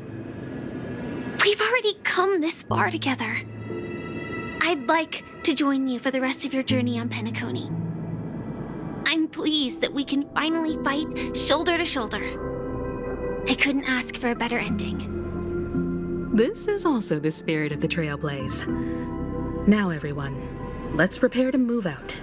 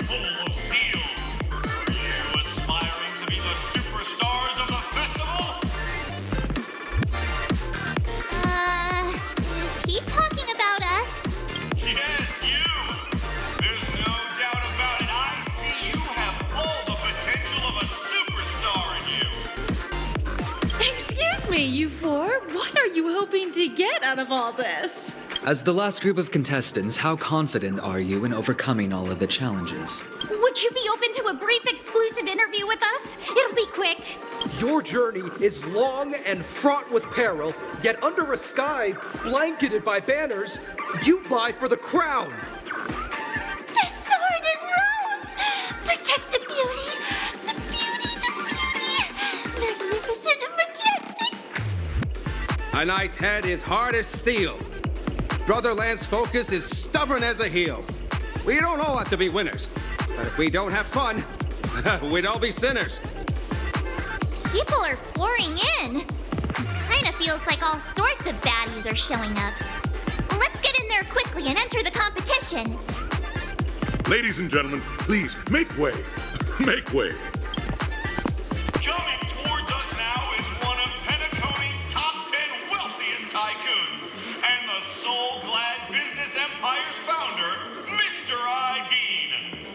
Allow me to introduce myself. I'm the director of Soulglad's factory, Ideen Lena. My four friends, introduce yourselves to the audience across the cosmos. Hello, everybody. I'm Himiko, a nameless from the Astral Express, and these are my companions. Don't you guys need to hide your identities? Can't hide it anyways. Penacony is plastered with our posters. And because the Astral Express is so well known, the family won't dare to make any rash moves.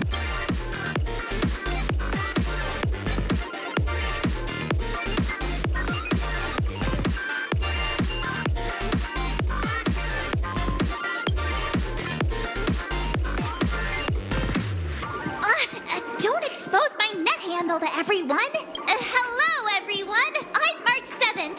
I'm an ordinary girl who loves adventures. Hello, everyone. I'm Firefly. I am also an ordinary girl who enjoys adventures. So it's a bunch of nameless guests. This final face-off is bound to be spectacular. Time is precious. My four friends, come with me. Grab a bottle of Soul Glad and make your dreams a blast.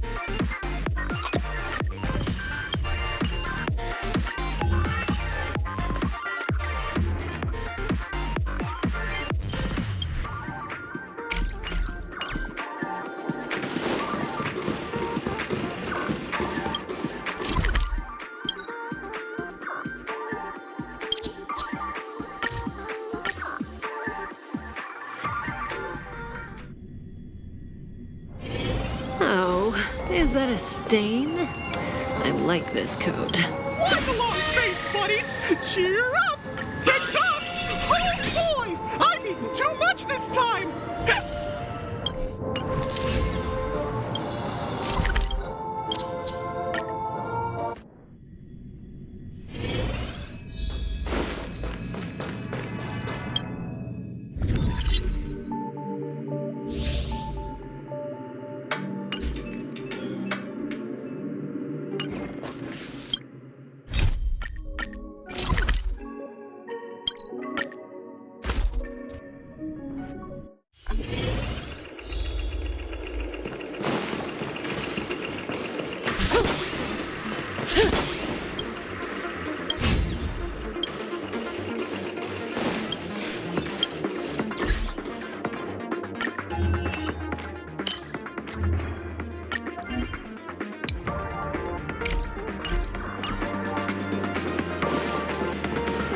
This place is buzzing.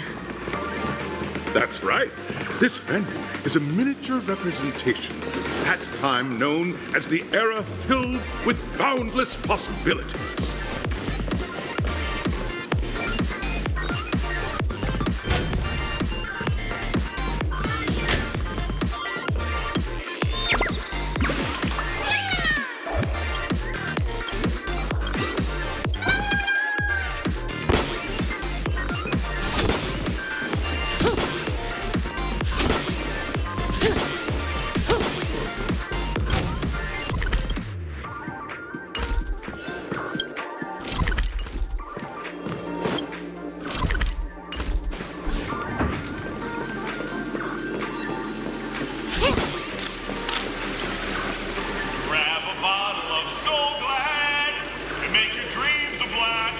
Nameless, your arrival reminds me of the grand occasion when Penacony was first established. I was still a young, bright-eyed lad back then, lured here by the watchmaker's ads, full of zeal and ready to make my first fortune in life. Once, during a particularly grueling day, I passed out and was resuscitated by a drink from Mr. Sousa. That sweet taste has since been etched in my mind, and that was what drove me to create the Soul Glad that we all know and love today. The dream-chasing era was truly a wondrous time. Oh, I miss those days, and the watchmaker. Scorched Sand Hall is my homage to that time of boundless possibilities. I wholeheartedly hope you make it to the finish and emerge as the next superstars of Penacony. Now then, is there anything you'd like to say before the competition officially begins?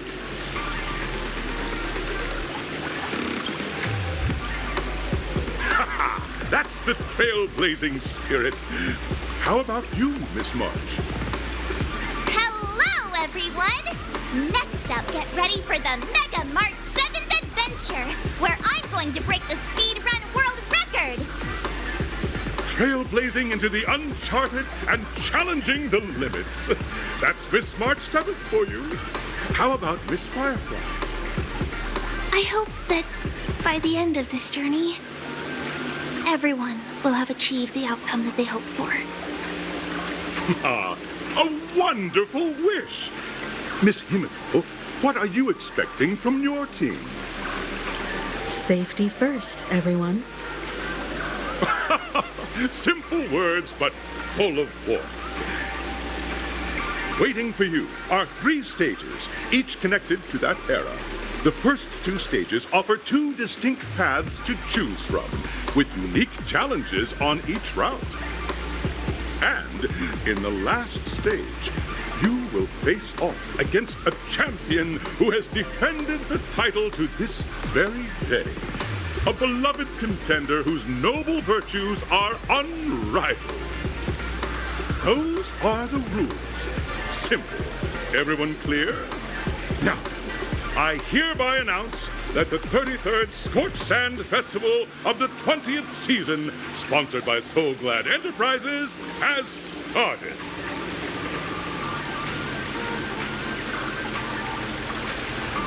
Everyone, as the Charmony Festival is drawing closer, we must reach the end as quickly as possible.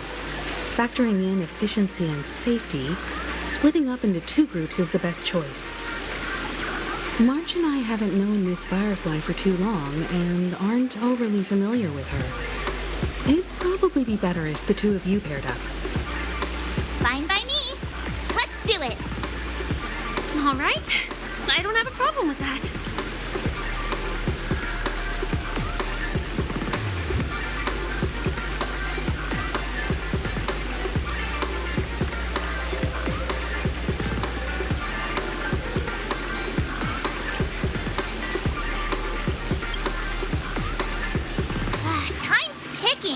Just listen to the grown-ups. We'll split into the assigned groups then. Let's not waste time.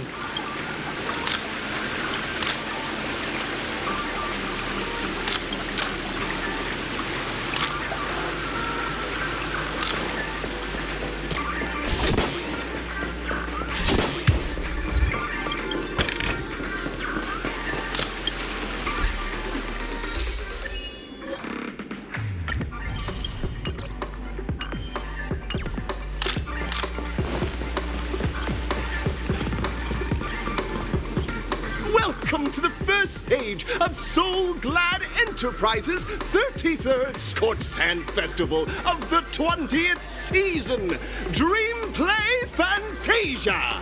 In this stage, you can choose between 2 challenges, the School of Acting or School of Action. In the School of Acting Challenge, you have to complete 3 performances from 3 scripts and move the panel judges. In the School of Action Challenge, you have to defeat 3 groups of enemies convincingly and reach the end. Now, make your choice.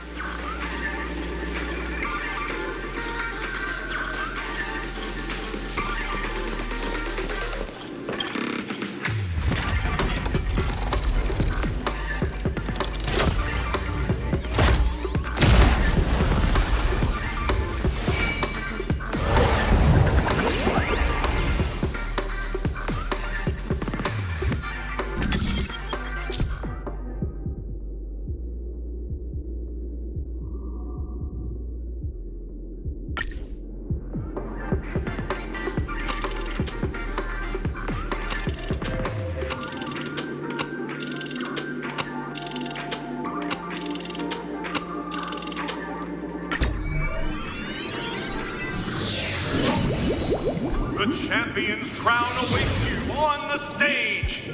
Welcome to the arena of action stars. Please make your way to the stage and vanquish those malevolent scoundrels with your dazzling fighting techniques. The title of Penacony's next big action star awaits you. Competitors, allow me to introduce the rules of this challenge to you. There are a total of 3 stages up ahead, each with their own challenges. The enemies you will contend against are antagonists from the film Once Upon a Time in Dreams. Defeat them swiftly and decisively to set a new record. It's worth mentioning that the fastest time of this stage was achieved by a contestant with fiery red hair. Astoundingly, he overcame all enemies across the 3 stages in only 5 minutes. Time is of the essence. Let's make this quick.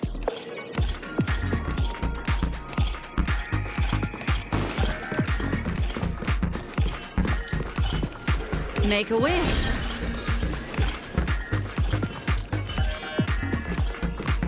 Does that hurt? Contestants, you are about to confront the monsters of the primordial dreamscape. During this period, Penacony was nothing but a barren wasteland. The dreamscape was fraught with strife and disorder, with memory zone memes running rampant. As dream chasers who've come to Penacony, defeating them is your first step towards success. All the Soul Glad is ours! Don't even think about plundering the Soul Glad from us!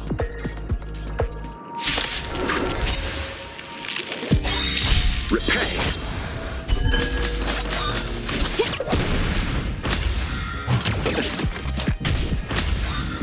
Mind your manners. Ill fate is dead.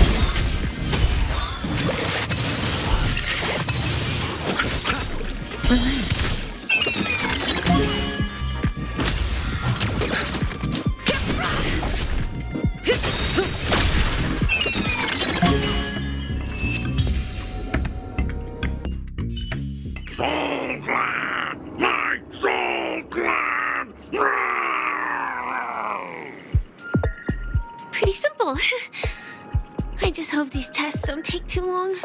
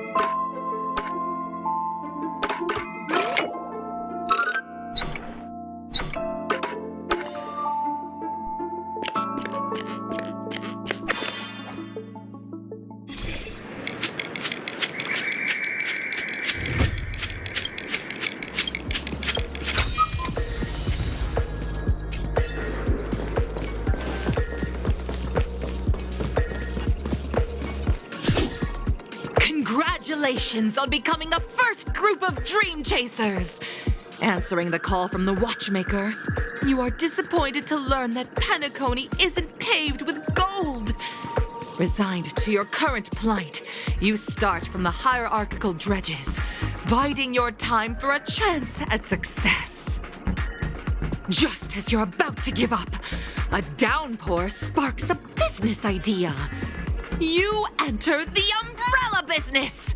But just as things are looking up, you encounter a competitor. Defeat them and emerge victorious from this trade war. Why is our opponent so glad? Because this is Soul Glad Enterprises' 33rd festivity auditions of the 20th season!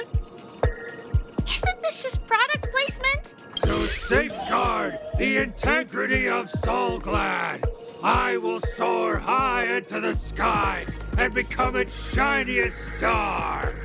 Whoosh!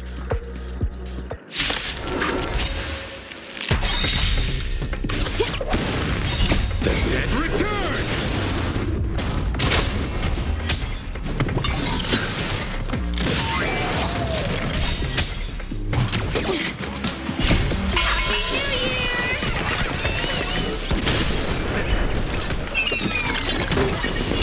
Time to say bye.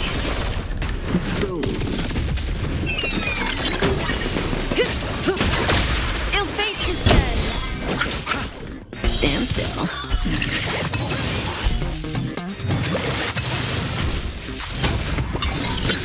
Nothing major.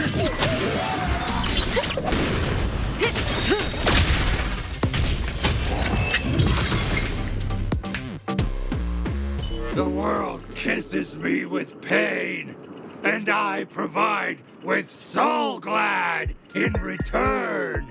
Whoosh!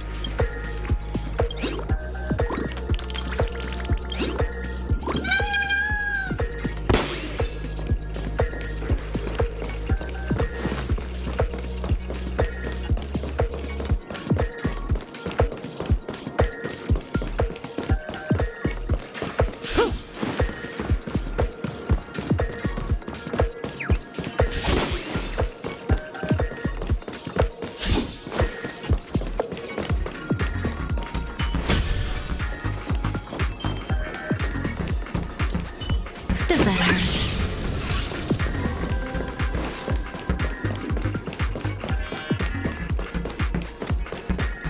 Does that hurt? Congratulations to our two Dream Chasers for establishing yourselves as budding stars in Penacony.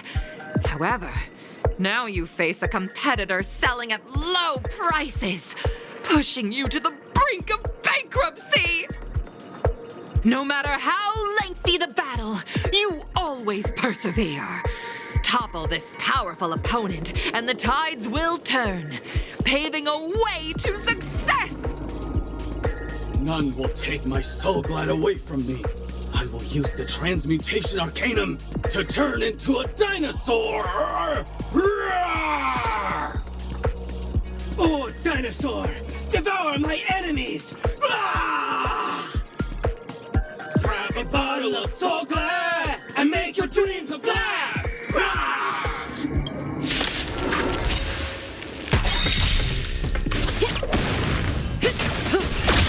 Ill fate is dead.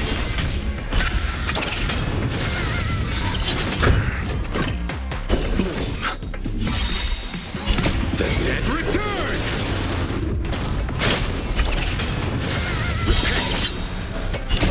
Beneath the water lies an endless abyss. Time to say bye. Boom.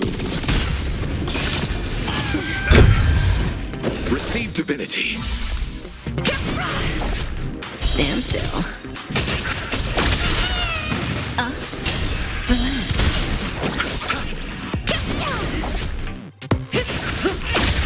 Ill tidings manifest.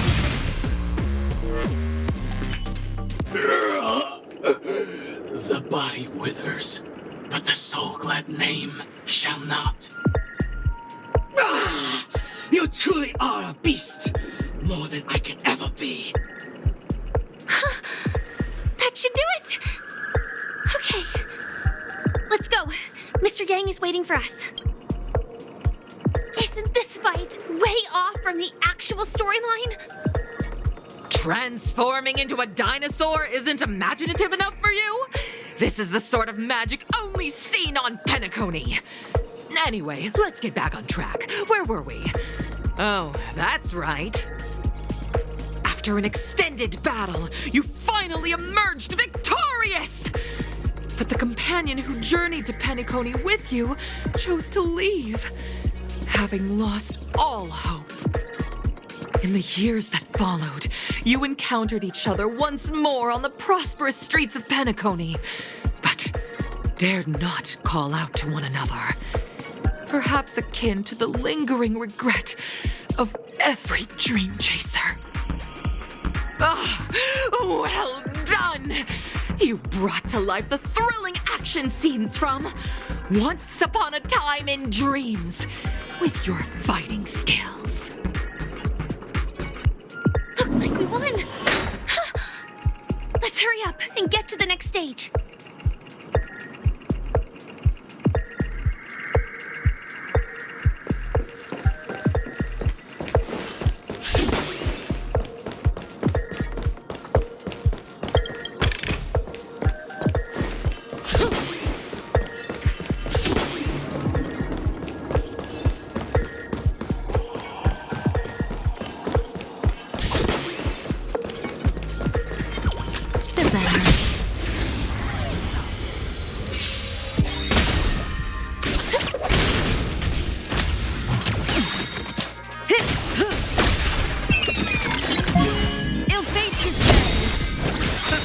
Stand still.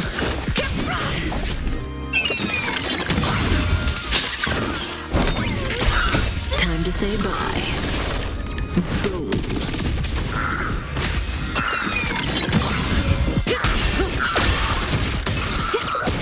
Ill tidings manifest. Relax.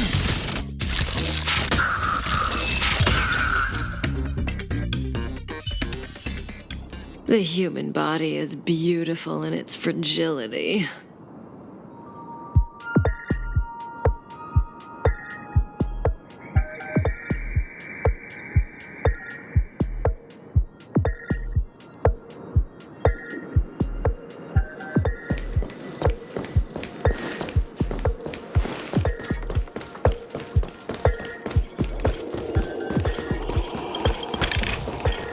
No surprise there. Congrats to both of you for clearing the stage, but more importantly, are you having fun? Fun is more important than success. Look at the time! You finished much faster than that red-haired contestant did. That red-haired contestant. Who is that exactly? You'll find out eventually, but only if you clear the next test first. Welcome to the second stage of the 33rd Scorched Sand Festival in the 20th season, sponsored by Soul Glad Enterprises. Gunfire time! You have the option to choose Gunfire and undergo Brother Hanu's trial, or Time, where you'll face Clucky's trial. Now, make your choice!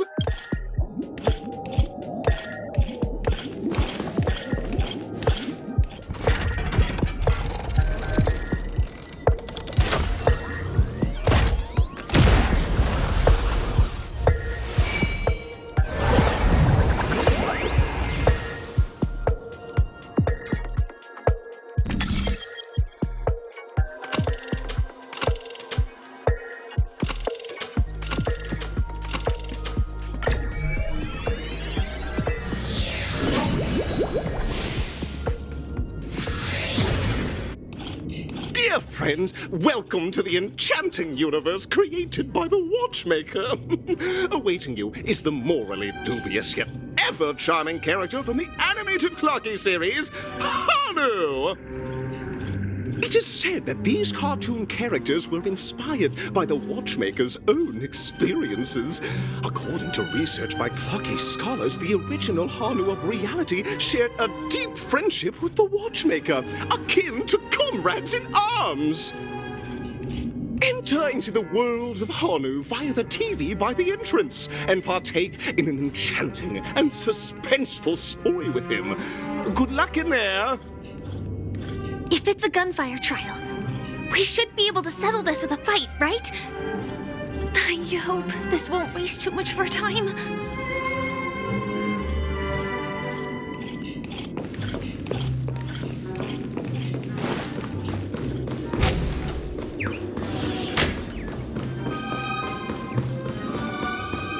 Ready? 1, 2, 3. Are we both in control of this Hanu character? Very good! Looks like you've got the hang of it!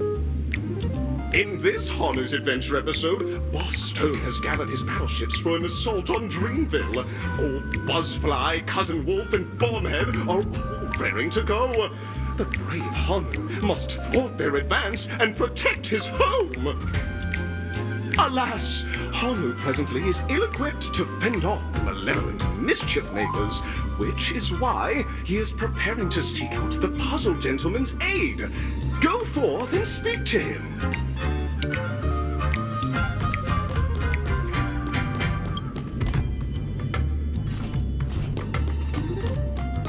Oh, brave Hanu, you look like you could really use some help. Long time no see, Hanu. You look pretty stressed out. How about an intense and thrilling game of Dream Jigsaw to blow off some steam?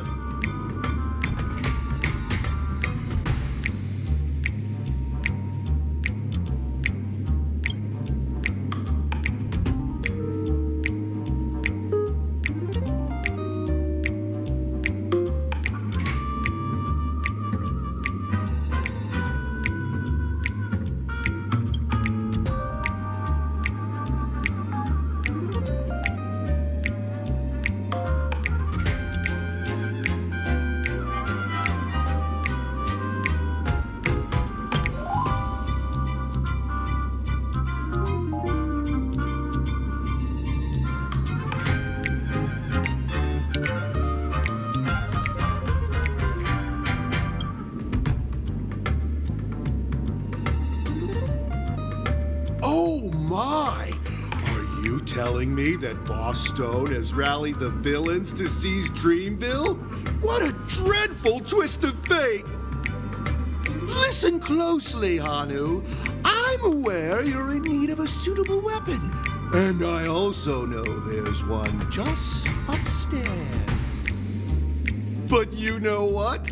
You'll have to play an exhilarating round of Dream Jigsaw first. No Jigsaw, no moving forward.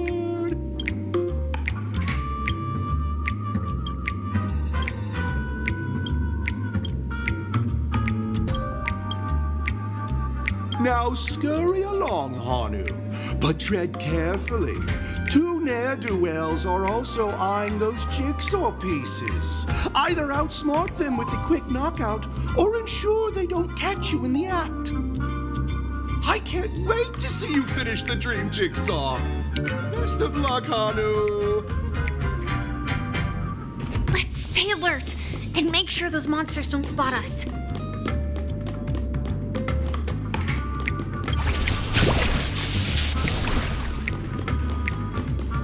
Look up there. If we can push that thing down, do you think that would do the trick?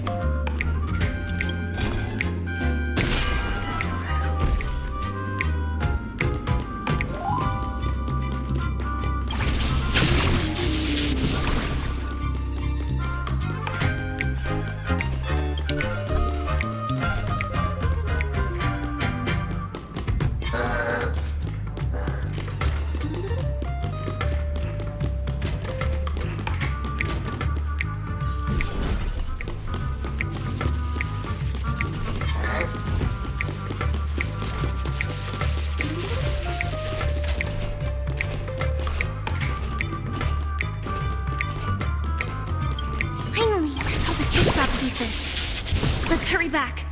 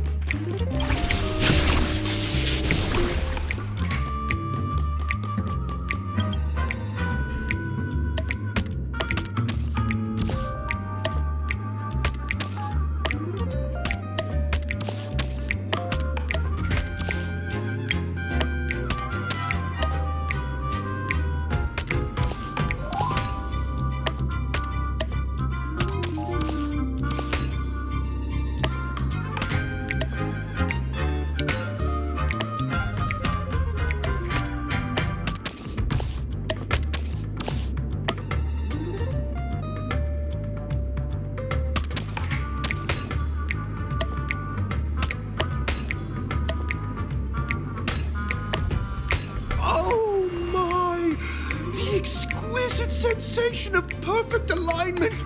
My organizational itch has been quite thoroughly scratched. Hurry now, Hanu. Touch that TV set and transform back into your old self. Then head upstairs. Your weapon awaits you there.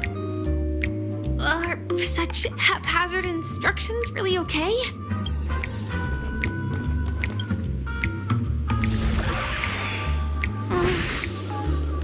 Disconnecting from that thing so suddenly has left me feeling slightly disoriented.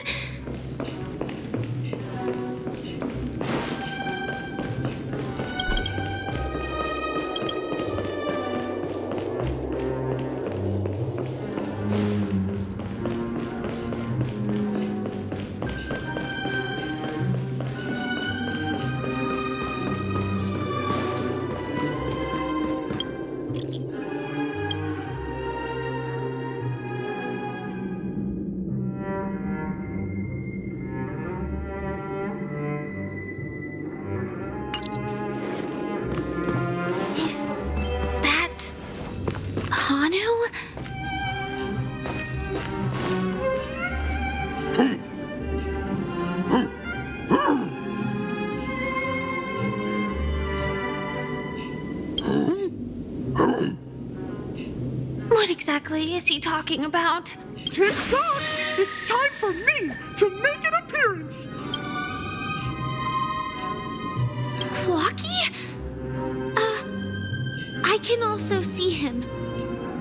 Is this character part of the show? In Dreamville, Clocky is everywhere and can do anything! Like right now! I can be your translator! Tick-tock! Hanu says, battle! We must do battle!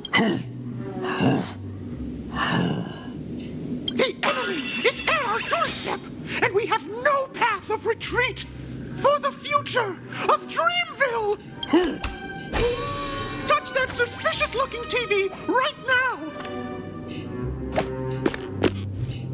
So they just jumped inside that TV.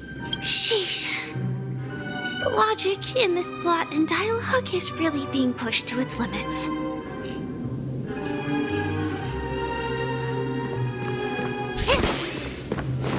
Well, here we go again. Ready?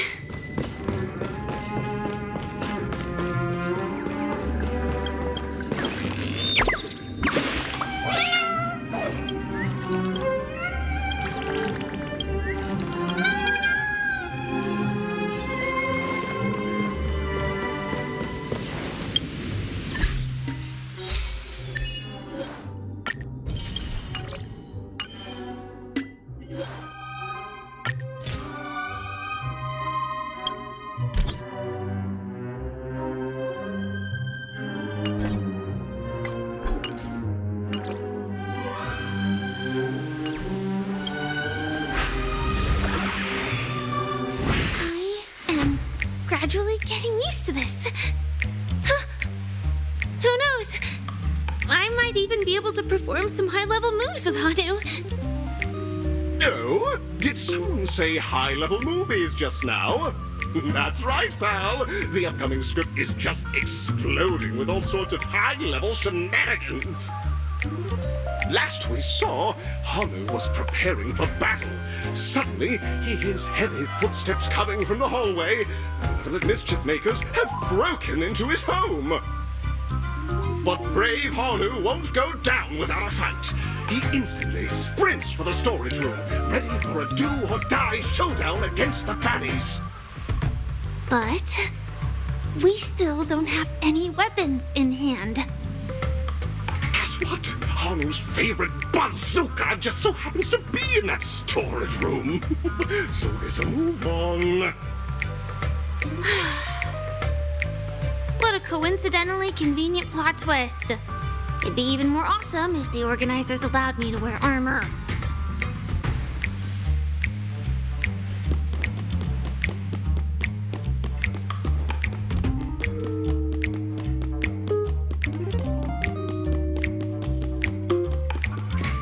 The storage room. It's behind the shelves, right?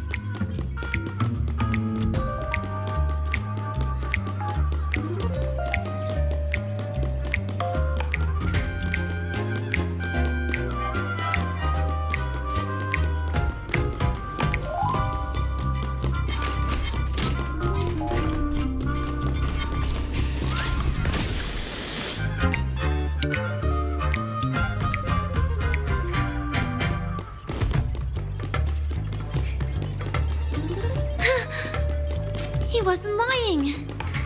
There's actually a bazooka here.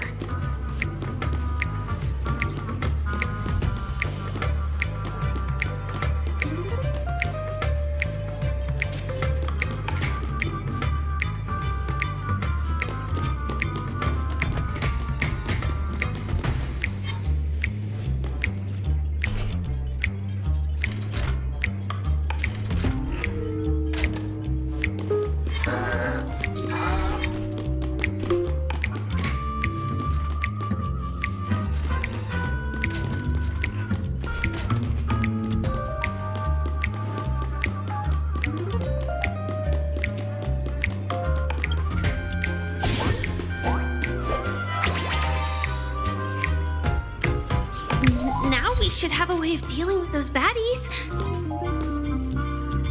This thing feels just like the Soaring Locust too.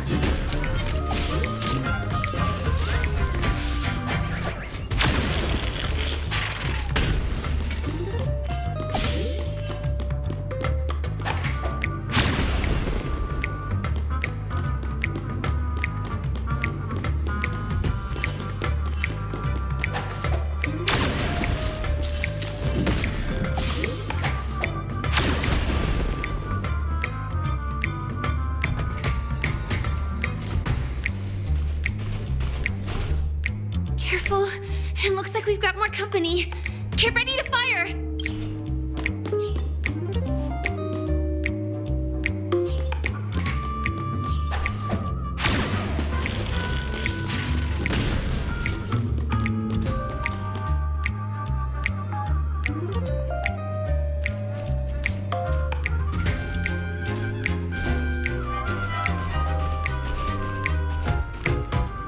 Here we go again. But no big deal. We're pretty handy with this bazooka now.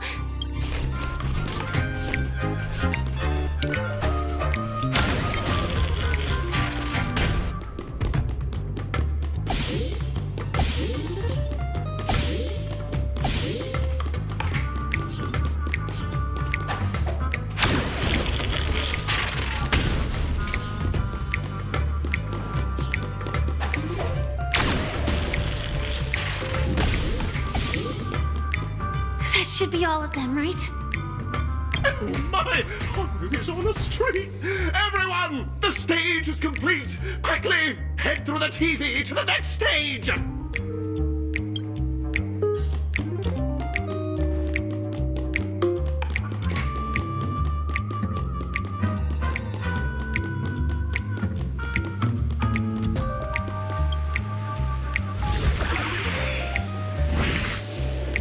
Well, that's that. But it is gonna be hard to let go of this bazooka. Never mind. Let's hurry over to the next stage.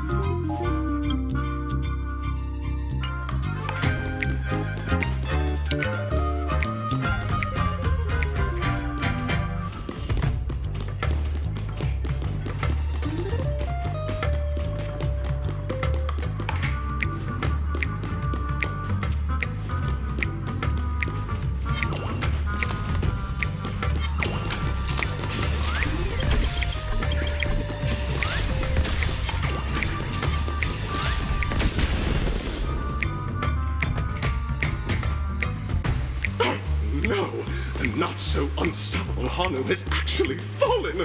Quickly, return to the battlefield and seek revenge against the bad guys!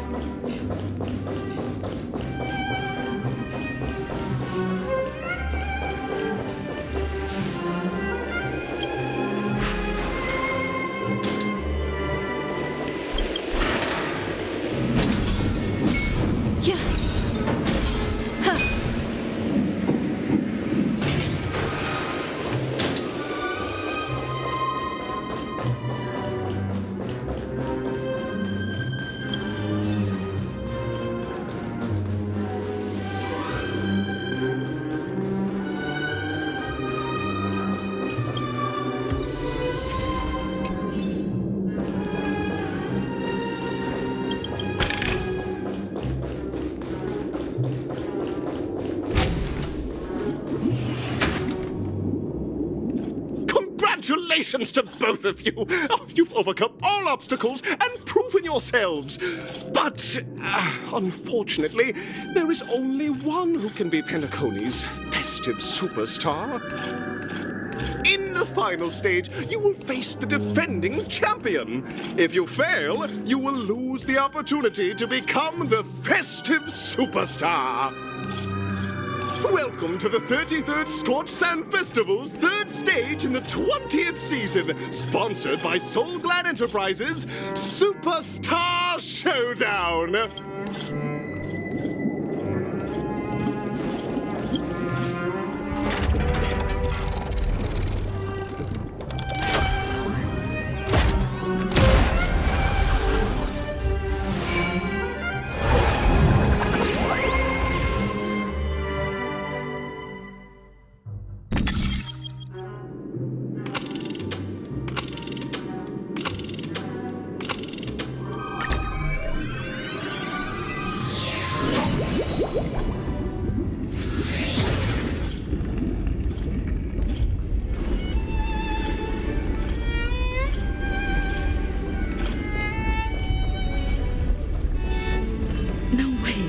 I think I just saw someone extraordinary.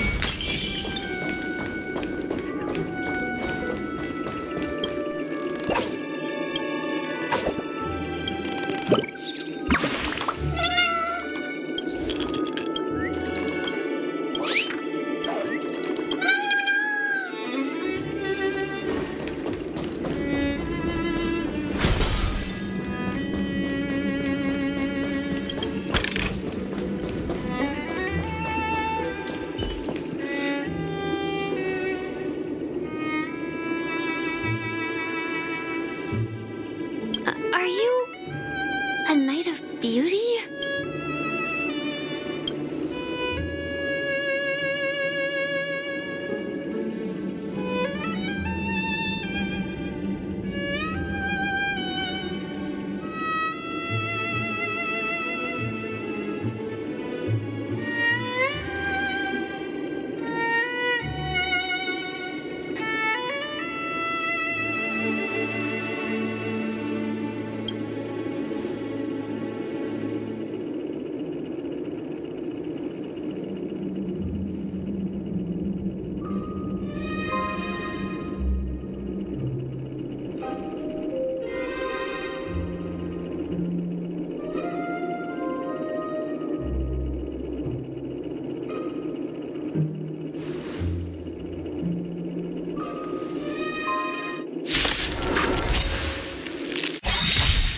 Everyone's a customer!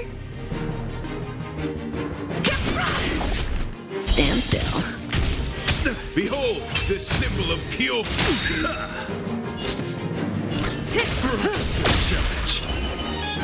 Ill-tiding Flesh wound.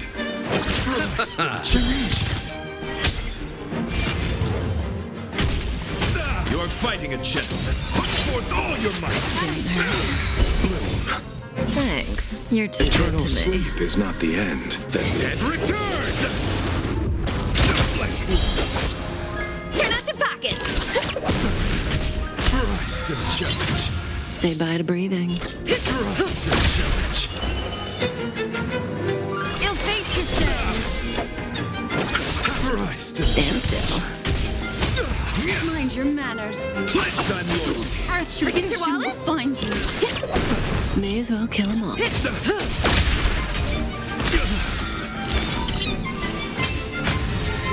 duel commence. Memories are ever-changing. Beneath the waters lies an endless abyss. Rise to the challenge. Feast your eyes! Happy New Year! Good times never last. Time to say bye. Boom. Rise to the challenge. Destiny isn't chosen. Relax.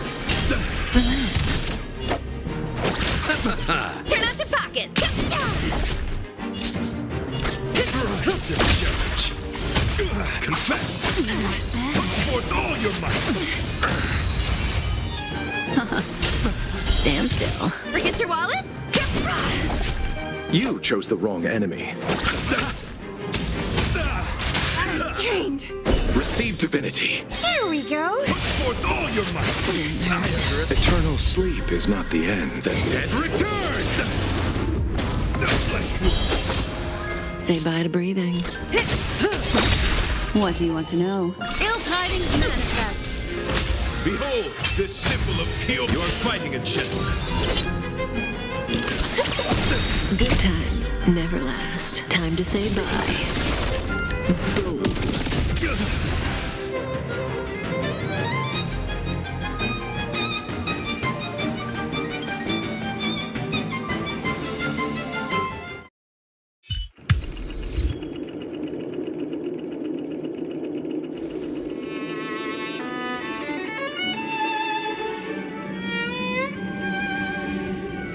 We don't have much time. May fate allow us to meet again, Night of Beauty. In that case, let's make our way to the end. Penacony's really thronging with talent. I hope we make it in time.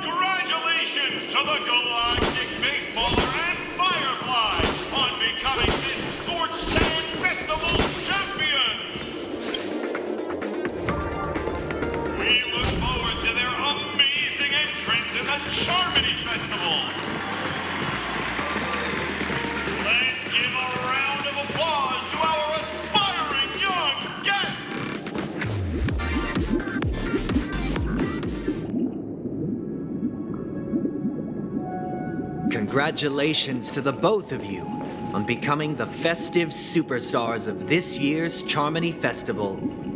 Before entering the Grand Theater, I, on behalf of the organizers, extend my sincere congratulations to you, wishing you joy under their radiance.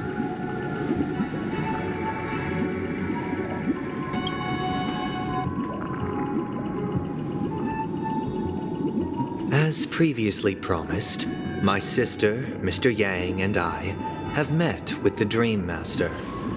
We delved into the truth about Penacony and its Stellaron, and have come to a consensus. Both I and the Oak family cannot acquiesce to your request. Just as expected. We acknowledge the perspective of you, Nameless. Penacony does require change, but not as you propose. The planet of festivities cannot and will not revert to a place characterized by chaos, disorder, or anarchy. Through your journey of overcoming obstacles, you must have glimpsed the essence of that era. The vulnerable ruthlessly eliminated, equality non-existent, common folk living precarious lives, eking out a dreary existence. Ultimately, only heroes like yourselves manage to achieve success. But I would dare ask, if you did not possess the special status of having a Stellaron, and you were but an anonymous and frail member among the masses, which Penacony would you prefer? A dystopia for the survival of the fittest, or a sweet dream paradise for all?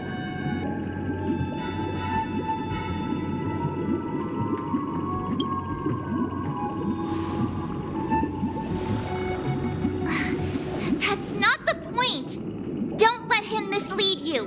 Mr. Sunday, even if the members of the Oak family can't fully agree on what to do about the Stellaron, Now's not exactly the time to be holding an extensive discourse about Penacony's past and future, is it? The Stellaron issue concerns the life and death of everyone on Penacony. If anyone has a better suggestion, the crew is more than willing to listen. Also, it'd be best to tell us the ins and outs of that meeting. This way, we'll at least know what Welt and Ms. Robin are dealing with, and the reason why they failed to make our appointment. Ah, Navigator. That is precisely my intention. With all present, let's begin by discussing the details of that meeting. Let's talk about our tribulations and choices, our ideals and beliefs, and our final course of action. The only path to take.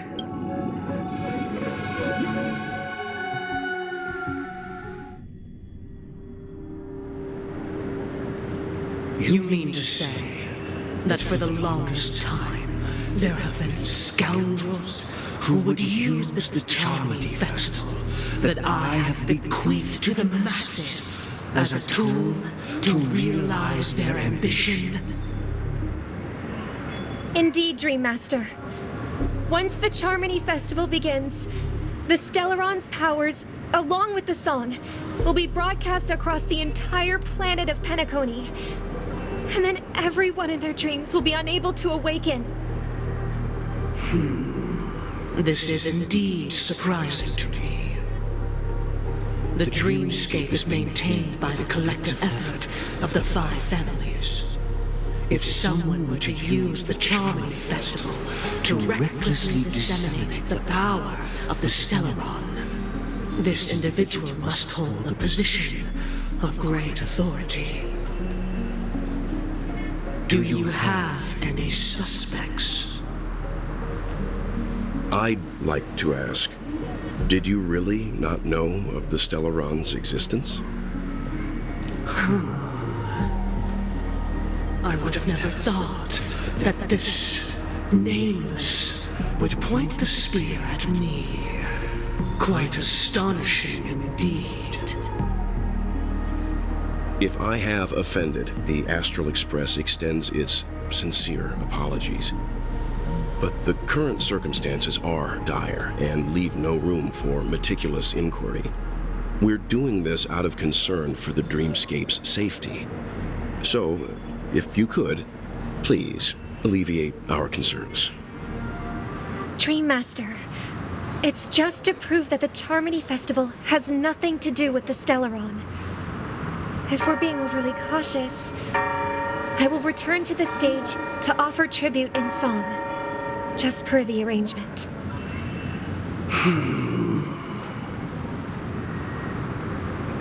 Sunday, Robin, I've watched you two grow up and know your dispositions like the back of my hand. Both of you, right now, can surely be lauded as their most devout advocates. I already know your resolve. The magnitude of this matter is enormous and cannot be taken lightly. Since Mr. Yang has asked with such earnestness, I will personally respond in kind. If there is a need, the entire Oak family will be mobilized to heed your call. Someday, might I ask you to beseech them to cast their light unto me, and question me in their stead, so that no lies may be concealed? I will do as you command. Robin, could I entrust you to be present as a witness, to document the truth, and to proclaim my innocence, so that all slander may be utterly dispelled? I will do as you command. May thy will be carried out on earth, just as it is in the heavens. Oh, triple-faced soul, please sear his tongue and palms with a hot iron, so that he will not be able to fabricate lies and make false vows. Let us begin. There is nothing else to prepare. Understood. Question. Have you devoted your life to your god, never worshipping other gods? Naturally. Do you love your god as you do yourself, always heeding their admonishments? Naturally. Have you strayed from the path expected by your god, betraying their name? Never. Have you ever been inordinate with your asks of your god, coveting more than the foundation of the creation itself? Never. Then, a final question. Do you swear to fulfill all vows, past, present, and future? With the Eon as my witness, if I do not deliver on my words, or if I renege on my vows, may I be cursed in accordance with divine law. They have seen your faith, and have endorsed your faith. With this, it can be evidenced... Just a moment. What is it, Mr. Yang? I have another question I hope to have answered. To my understanding, the family's harmony and prosperity have never relied on so-called divine laws. The god you both mentioned, are they truly Xipe? Mr. Yang should know that those belonging to the family toil together as if they were kin, embracing solidarity and unity under their light. All duplicity is laid bare before the harmony. Such a delicate and complex symphony.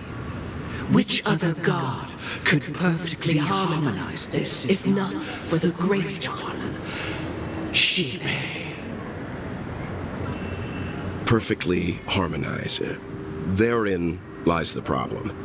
It isn't an outsider lurking in the shadows who changed the harmony, but a dissonance that has surreptitiously emerged from within this very symphony itself. In the distant past, there existed an Eon. With one flick of the wrist, they crafted the laws of the cosmos. Their followers formed the Beyond the Sky Choir, spreading solemn and reverent hymns throughout the universe. Later, they fell. The route traversed by this Eon clashed with the harmony, ultimately being absorbed and fused into it. The chorus that once reverberated across worlds fell silent, and when it echoed anew, it was transformed into the hymn of harmony. Though an Eon may perish, paths with no masters still linger. In the all-forgiving harmony, echoes of bygone dissonance may subtly arise. Mr. Yang, being overly astute can be a detriment, especially when you find yourself alone and without allies. So this is how it is. For the sake of our grand cause Sunday, please afford these two an opportunity to rest. What?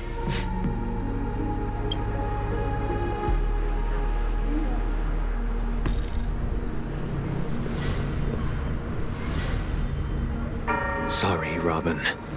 It's just you. I did not wish for you to know this.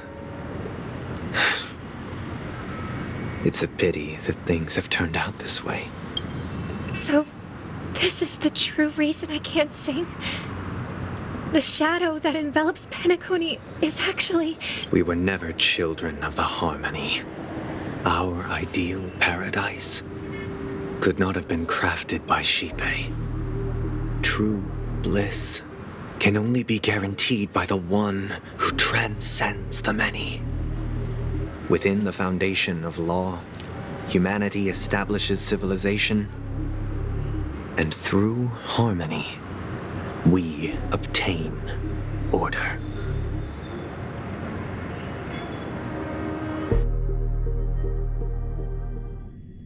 Unbelievable. To think that there would be remnants of the Order on Penacony. What have you done with Mr. Yang and Miss Robin? Don't worry. I just gave them some time alone to ponder their fates. You should know that these actions make you an enemy of the Astral Express. Should we need to stand against the Nameless, it would only be myself and the Oak family involved. But we haven't reached that point yet, have we? Your efforts for the justice of Penacony are evident to everyone, and have been widely observed.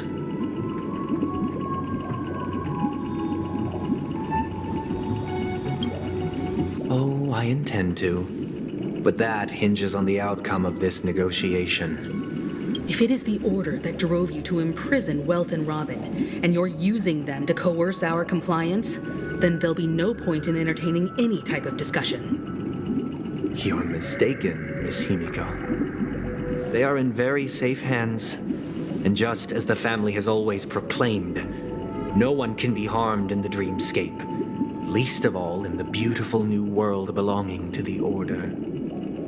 Penacony and the entire universe have witnessed far too much innocent bloodshed. The strong wield their blades against the weak, and the victors push the vanquished to the brink of life. Natural selection. The world abides by this principle, establishing the well-being of humanity atop the corpses of the downtrodden. Only we, or rather, I, possess the power to put an end to this farce. So you've decided to resurrect a dead Eon? No one's ever done such a thing. If Miss Himiko is interested, let's draw back the veil and speak candidly. I've always firmly believed that people can understand one another through peaceful means. I'm willing to divulge the unembellished truth as to the intentions of the Order's Pathstriders, so that you will make better judgment for the Astral Express, for Penacony, and for this stretch of the universe. Words can hardly do justice to the beauty of that ideal. So, come with me, everyone. Let us retrace our steps and see once again where this road leads.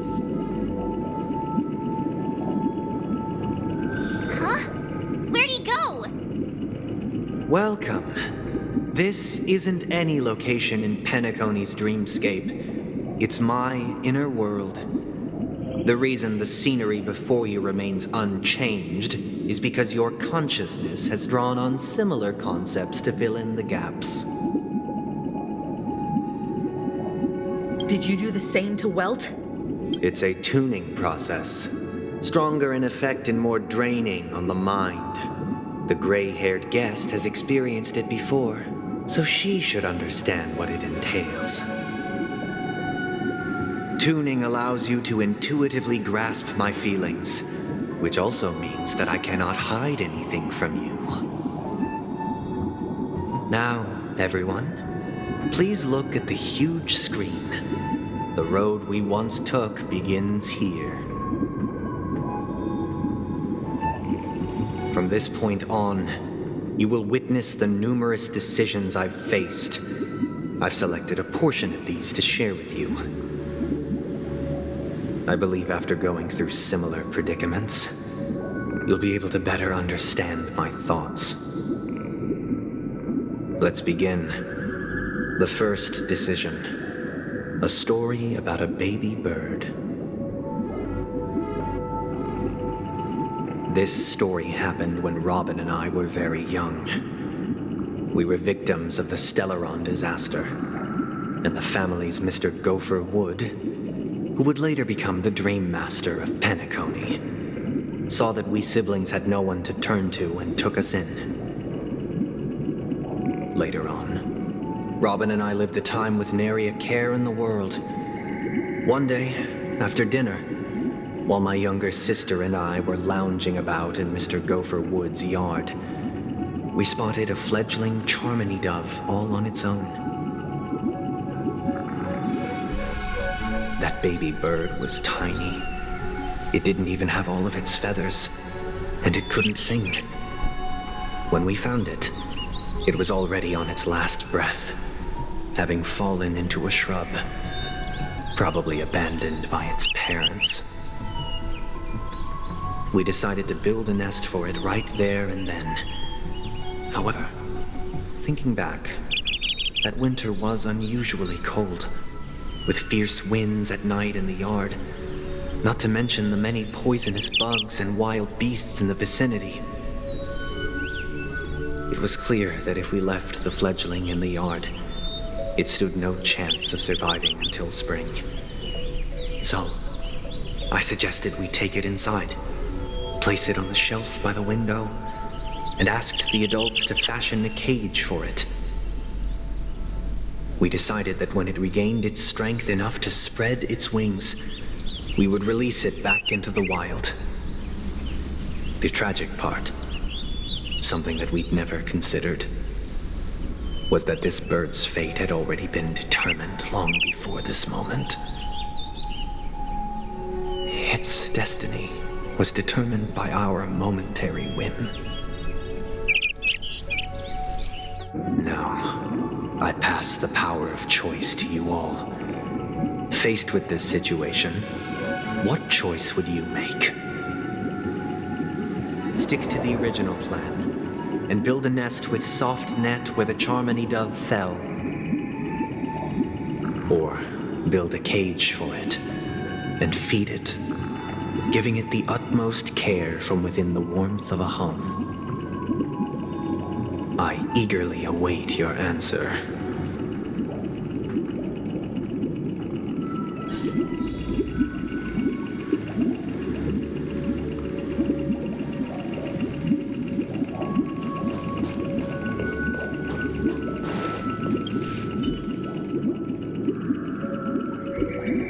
That guy just casually throws this kind of question at us?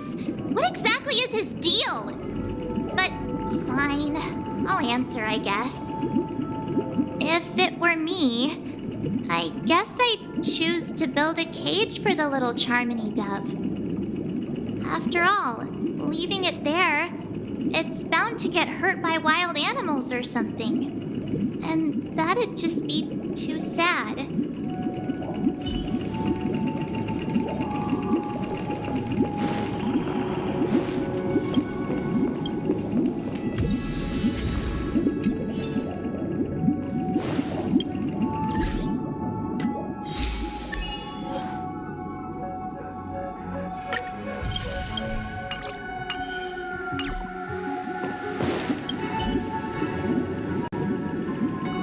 It looks like he really has no intention of imprisoning us. If it's just a quiz, I suppose it's fine to humor him. Back to the question. I would personally choose to build the little Charmony dove a cage. No special reason. I do think that a fledgling should have the right to fly into the sky. But if it can't even live to that point, then there's nothing to talk about to begin with.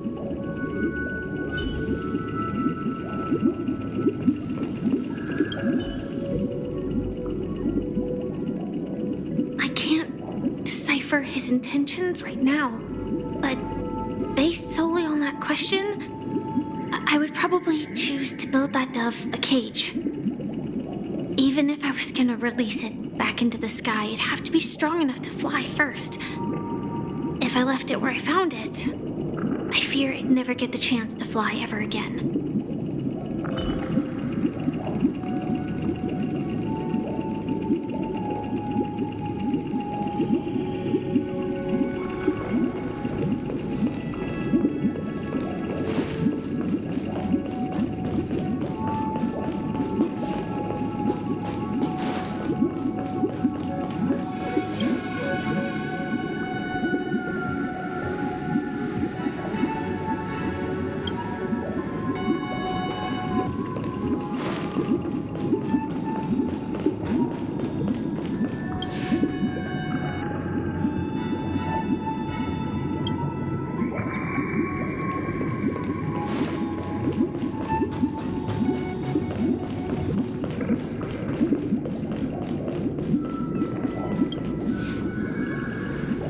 Interesting. Since you've made up your mind, allow me to reveal what fate this choice will bring to the fledgling. From what I've observed, there are at least 3 predators in that yard that prey on small birds. The Vosicle Scorpion, Asdana Wolverine, and the Huntington Winged Snake. Even if they shy away from humans, these animals are still near apex predators in a fenced location like a yard. In such a location, only one fate awaits that little Charmony dove. A painful death. As for the choice you made, I am deeply sorry. Now, let us advance to the second decision. This time, it's the story of a dream chaser. This story happened when I was appointed as Bronze Melodia, a position exclusive to the Oak family, charged with listening to the problems and vexations of dreamscape residents, and providing them with the relevant guidance. It was during that period that I had the opportunity to hear voices from all corners of the dreamscape. Joy, sorrow, arrogance, regret.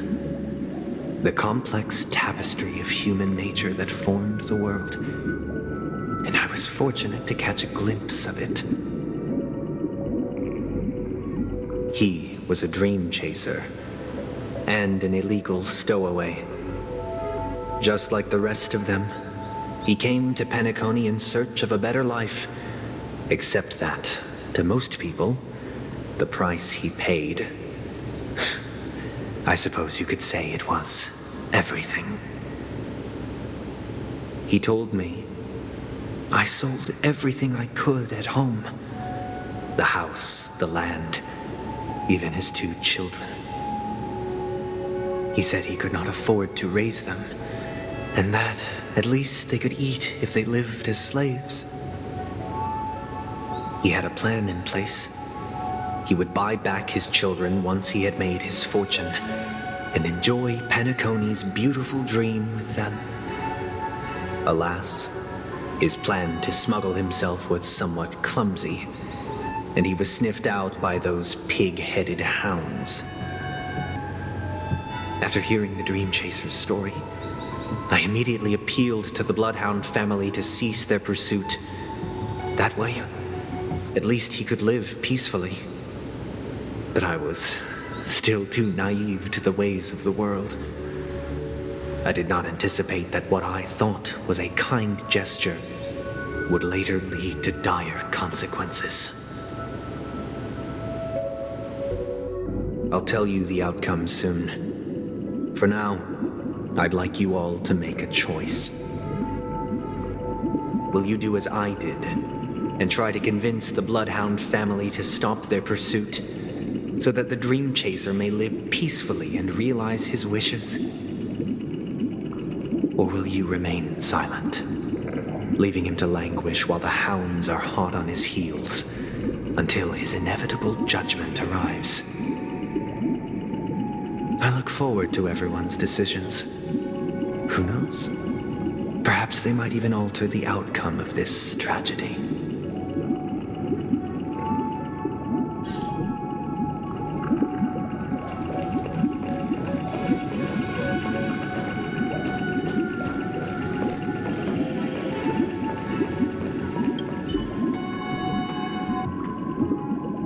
This question... Surely it has some connection to the baby bird story. And this connection is precisely the breakthrough Sunday aims to use to persuade us. I'd probably choose to ask the Bloodhounds to cease their pursuit.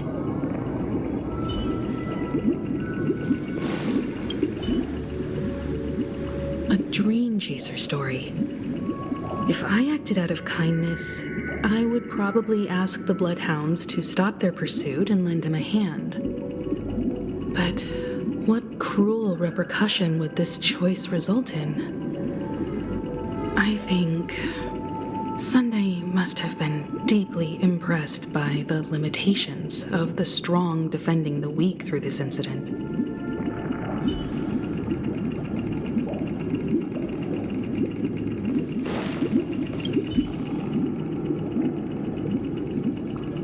It seems illegal stowaways are really quite common on Penacony. But that guy in the story, I don't think he deserves any sympathy at all. He sold his kids to chase a dream. Even if he intended to go back for them, it's still insanely irresponsible. With that thought, there's only one choice. Let the Bloodhound send him back home. This person deserves to be punished.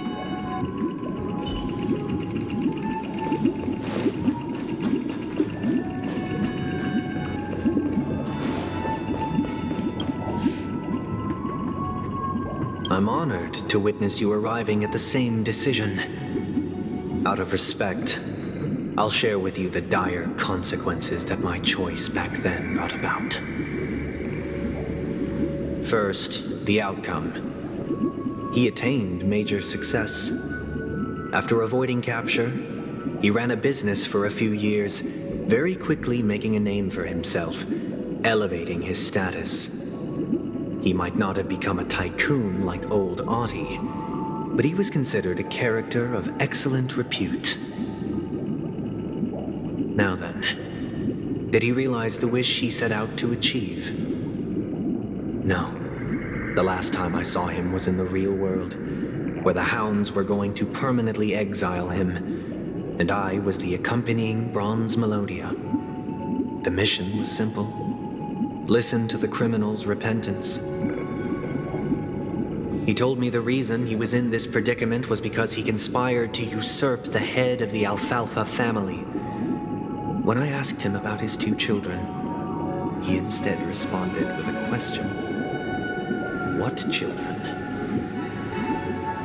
In the end, my heart aligned with the harmony, and the good deed I dared to undertake held no value, turning instead into a wrongdoing. It created a lamentable oppressor and countless oppressed individuals. As to your choice, I once again offer my heartfelt apologies. Next comes the third and final decision. And the story this time is my own. This story happened the day I was appointed the Oak family head. At that time, Mr. Gopherwood was the current Dream Master, and as per his wish, we had a private conversation. What surprised me was that the Dream Master had only come to deliver a letter to me. He let me read its contents, and it was a letter from my sister. The letter contained the usual pleasantries, anecdotes from her travels, nothing out of the ordinary. Just as I started wondering how this letter related to our discussion, the Dream Master began to speak. Do you know who wrote this letter? My sister, of course. But why would you personally visit me to hand me a letter from my sister containing mere trivialities? To help you grasp the full scope of this issue. Do you know where Robin is at this moment? From what the letter indicates, she must be in Caspelina 8, correct? She's touring there right now. Correct. Has she mentioned anything about a stray bullet? A stray bullet? What? A war has broken out on that planet. It is because of this very reason that Robin chose this destination. To spread the word of the harmony. And to save the lives of that planet. She personally made for the front lines. She hoped to ease the people's suffering with song and was willing to brave mortal danger to deliver the IPC's medical supplies. Unfortunately, stray bullets show no such compassion. Is she all right? If the operation was successful, she should probably be recovering in the field hospital. By the eon above, the bullet struck her neck directly, yet possibly as a reward for her consistent deeds of harmony, it didn't hit any vital arteries. Once you've attended to your outstanding tasks, it'd be advisable to write her back as soon as possible. Those damned savages! I'll pack my bags right away. My gratitude for bringing this to my attention, Mr. Gopherwood. Now you understand why she always wears such elaborate neck ornaments, don't you? How could this happen? Miss Robin? It's all in the past, so please don't worry. I share this in the meager hope that you will understand the Harmony's limitations and predicament. As grandiose as the strong defending the weak sounds, many times, it is nothing more than wishful thinking. Likewise, I've prepared one last question, one last choice. But rest assured, this choice will not have any grave consequences. Because this is merely a figment of imagination, a nightmare that has haunted me through countless nights. If you ever had the opportunity to make a choice like I did, would you still support Robin's journey on the path of harmony?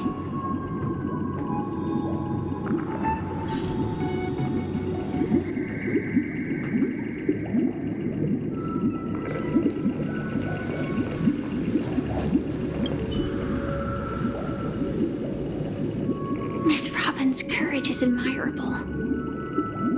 And here I was thinking she was just another superstar celebrity. But the fact that she's also Mr. Sunday's younger sister? No, I doubt he'd wish harm on his own flesh and blood, no matter how grand the ambition.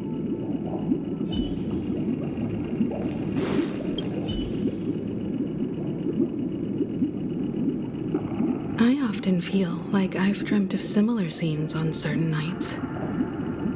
In the dream, I see blurry faces. I don't know who they are, but I sympathize with all of them, fighting for survival against some unfathomable force. Their confusion and fear are lucid to me, but I also remember they chose never to give up. Just like Miss Robin. If Mr. Sunday's question leaves you puzzled, you should find the answer from your own experiences. With each trailblaze, dangers and tribulations will surely follow. But would you ever back away? Would you stop March and Don Hung from reaching their next destination? I believe you have an answer of your own in your heart.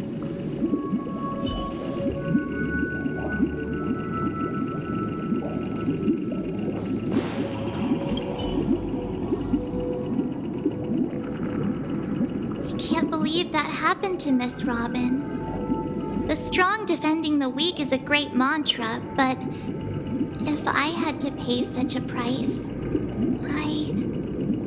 I don't know what I'd do.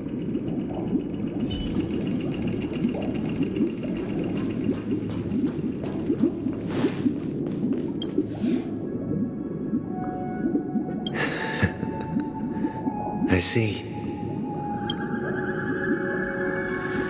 I am now aware of everyone's stances. Raising these questions merely serves to illustrate one point. The plight of Penacony cannot be salvaged by the Harmony.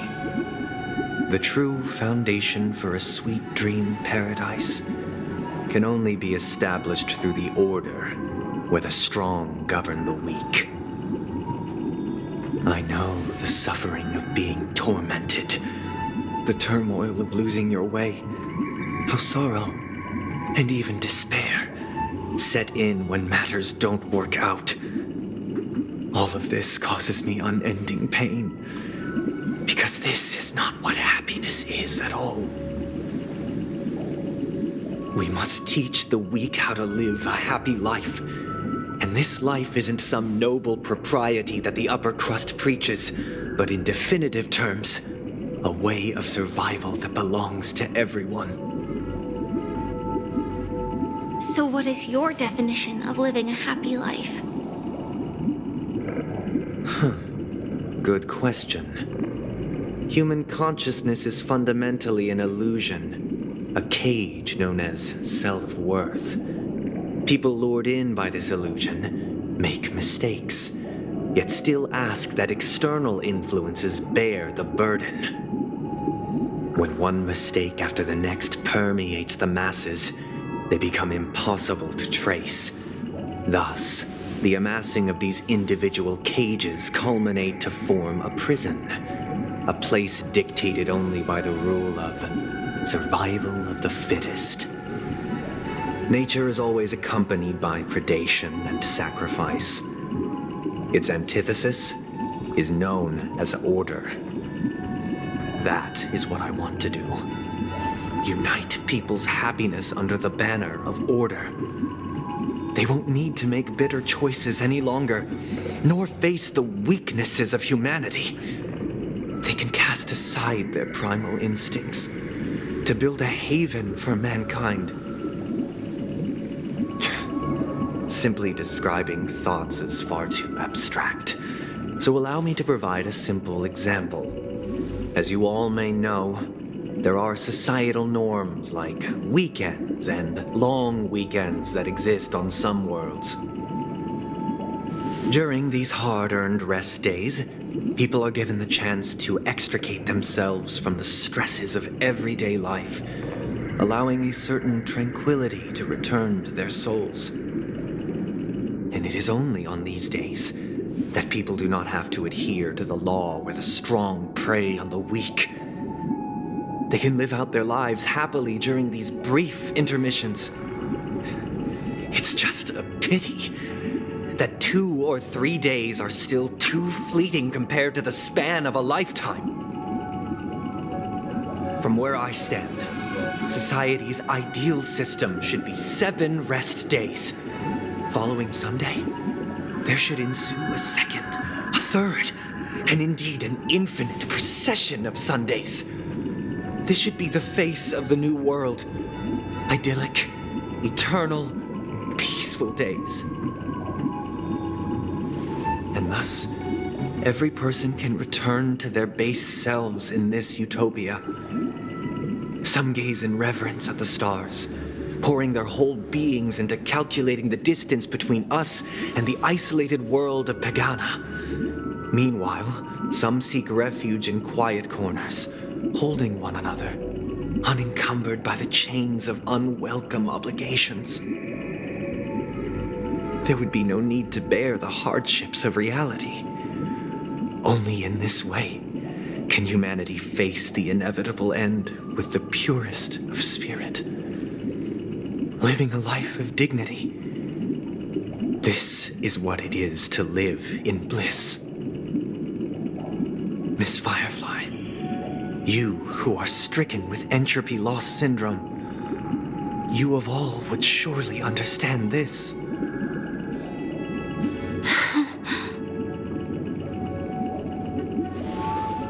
It sounds like a flawless theory.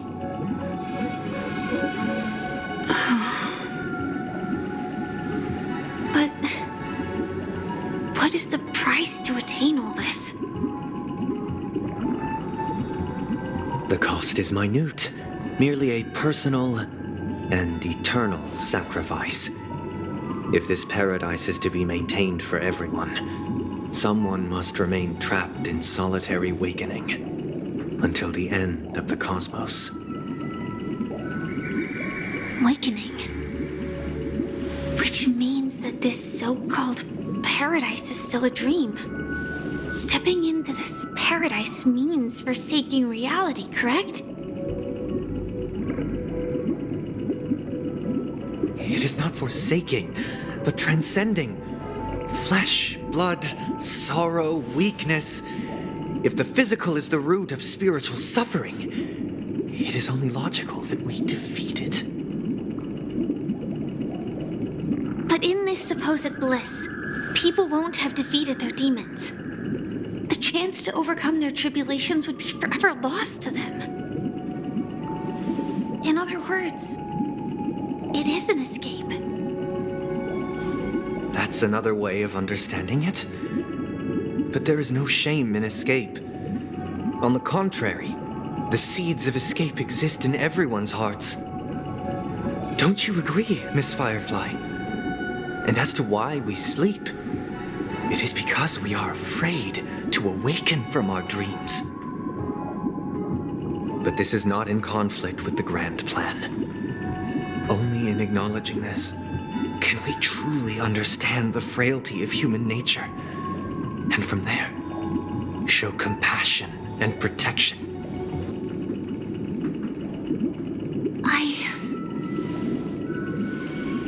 I admit that you are a born leader. Your perspective on humanity brims with pessimism. Yet you express compassion for all, even when your heart pities them. But unlike you, I live for the self. From my perspective, individuals making choices for themselves is their birthright. The want to escape may be innate in the weak. But whether they are weak or not, it is not up to another to decide. Perhaps in your mind, you also view me as weak?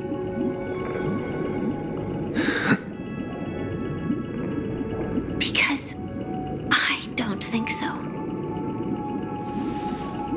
Since Miss Firefly has said her piece, the Astral Express will also naturally give you our answer. We'll leave it to you. Just as Mr. McHale instructed before, tell him our choice.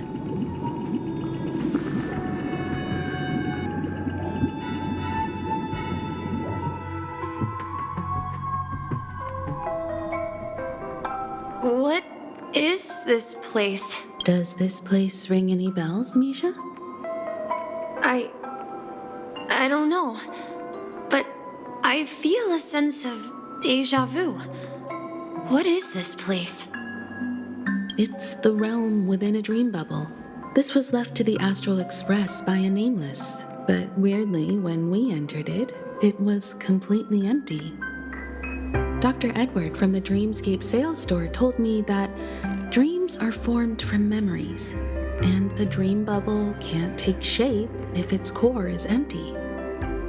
So I thought you might be able to help us in unraveling this mystery, Misha. As a hotel doorman, you know Penacony best among us. I don't know much about dream bubbles, but if you want to figure out what this mansion is, I'll do my best. I'm counting on you then. Himeko, I still don't get it.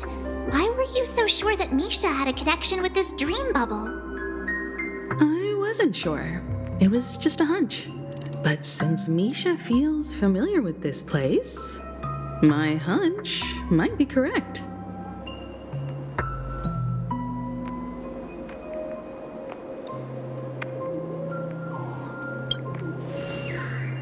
Exactly. This is where you and Firefly encountered death, which we now know as dormancy. Considering its connection to Dreamflux Reef, it's not surprising it appeared here.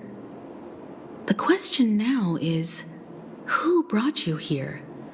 Based on the clues we have so far, it's unlikely to be that masked fool, so identifying them is crucial to us.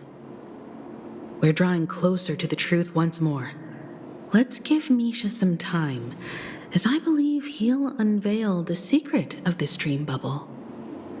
All right, but there are doors all over the place. Which one should we choose? Do you have any idea, Misha? I guess... maybe this way?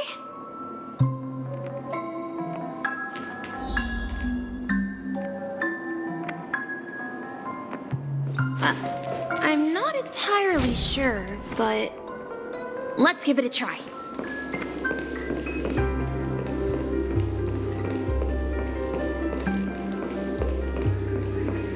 Wait, you managed... Weird. This place is quite different from the hotel. But I feel like I've been here before, and even lived here for a while. If I remember correctly, there should be a fireplace down that hallway. Clocky and I used to sit by the fire, listening to the crackling of firewood. And the room on the other side was the toy room. I loved spreading out all the toys from the box on the floor and making up stories for each of them. Hold on. This doesn't make sense. Didn't I grow up in Dreamflux Reef? So, what is this place? This could be a case of amnesia. Don't worry, Misha. It's common for everyone to forget certain aspects of the past. Those memories haven't vanished. They're just lying in the depths of your mind. We can surely get them back. Since this place seems familiar to you, why don't we explore a few more rooms and see if you can recall anything more? Yeah, then let's check out the rooms I just mentioned.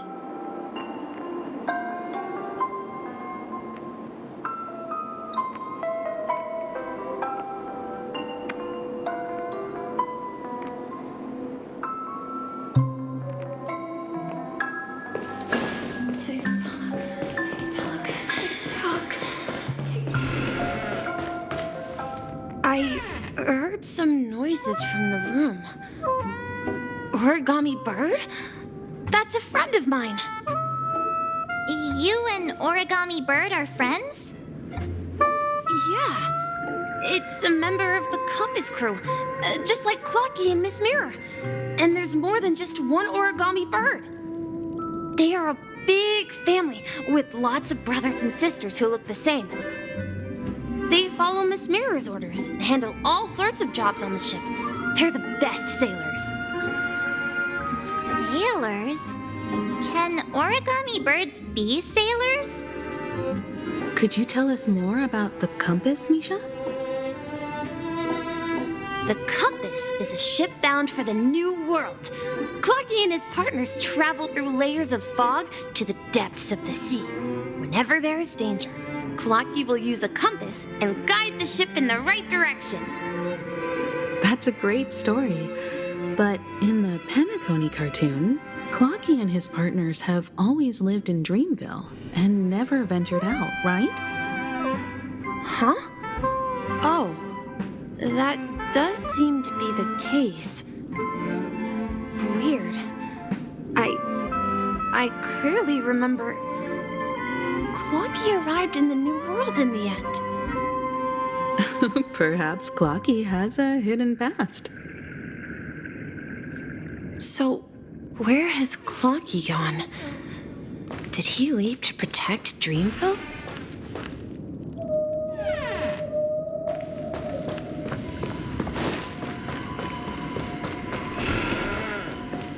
Is it something very important?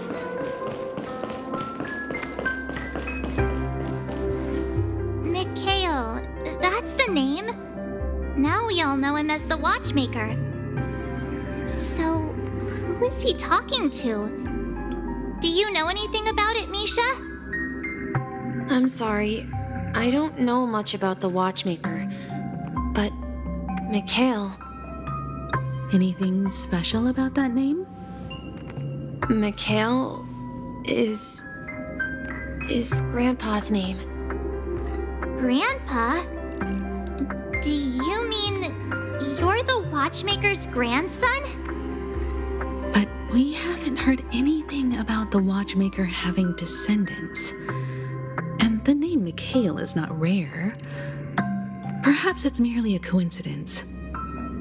Could you tell us more about your grandpa, Mikhail? Yeah, sure.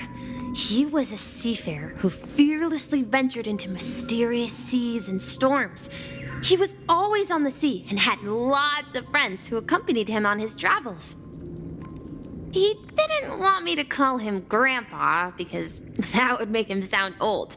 He believed he was still young. The name Mikhail was given to him by his parents, Mihaly and Elise, both renowned seafarers. Every time he came back, he'd share his logbook with me and tell me about his adventures at sea. I want to become a great adventurer, just like him. It appears that the seafarer has nothing to do with the watchmaker. So perhaps it's just a coincidence? So where is your grandpa now? He went off on a new journey, and it's been quite a while since I last saw him. I think I hear the sound of water. You once mentioned there's a magnificent fountain up ahead.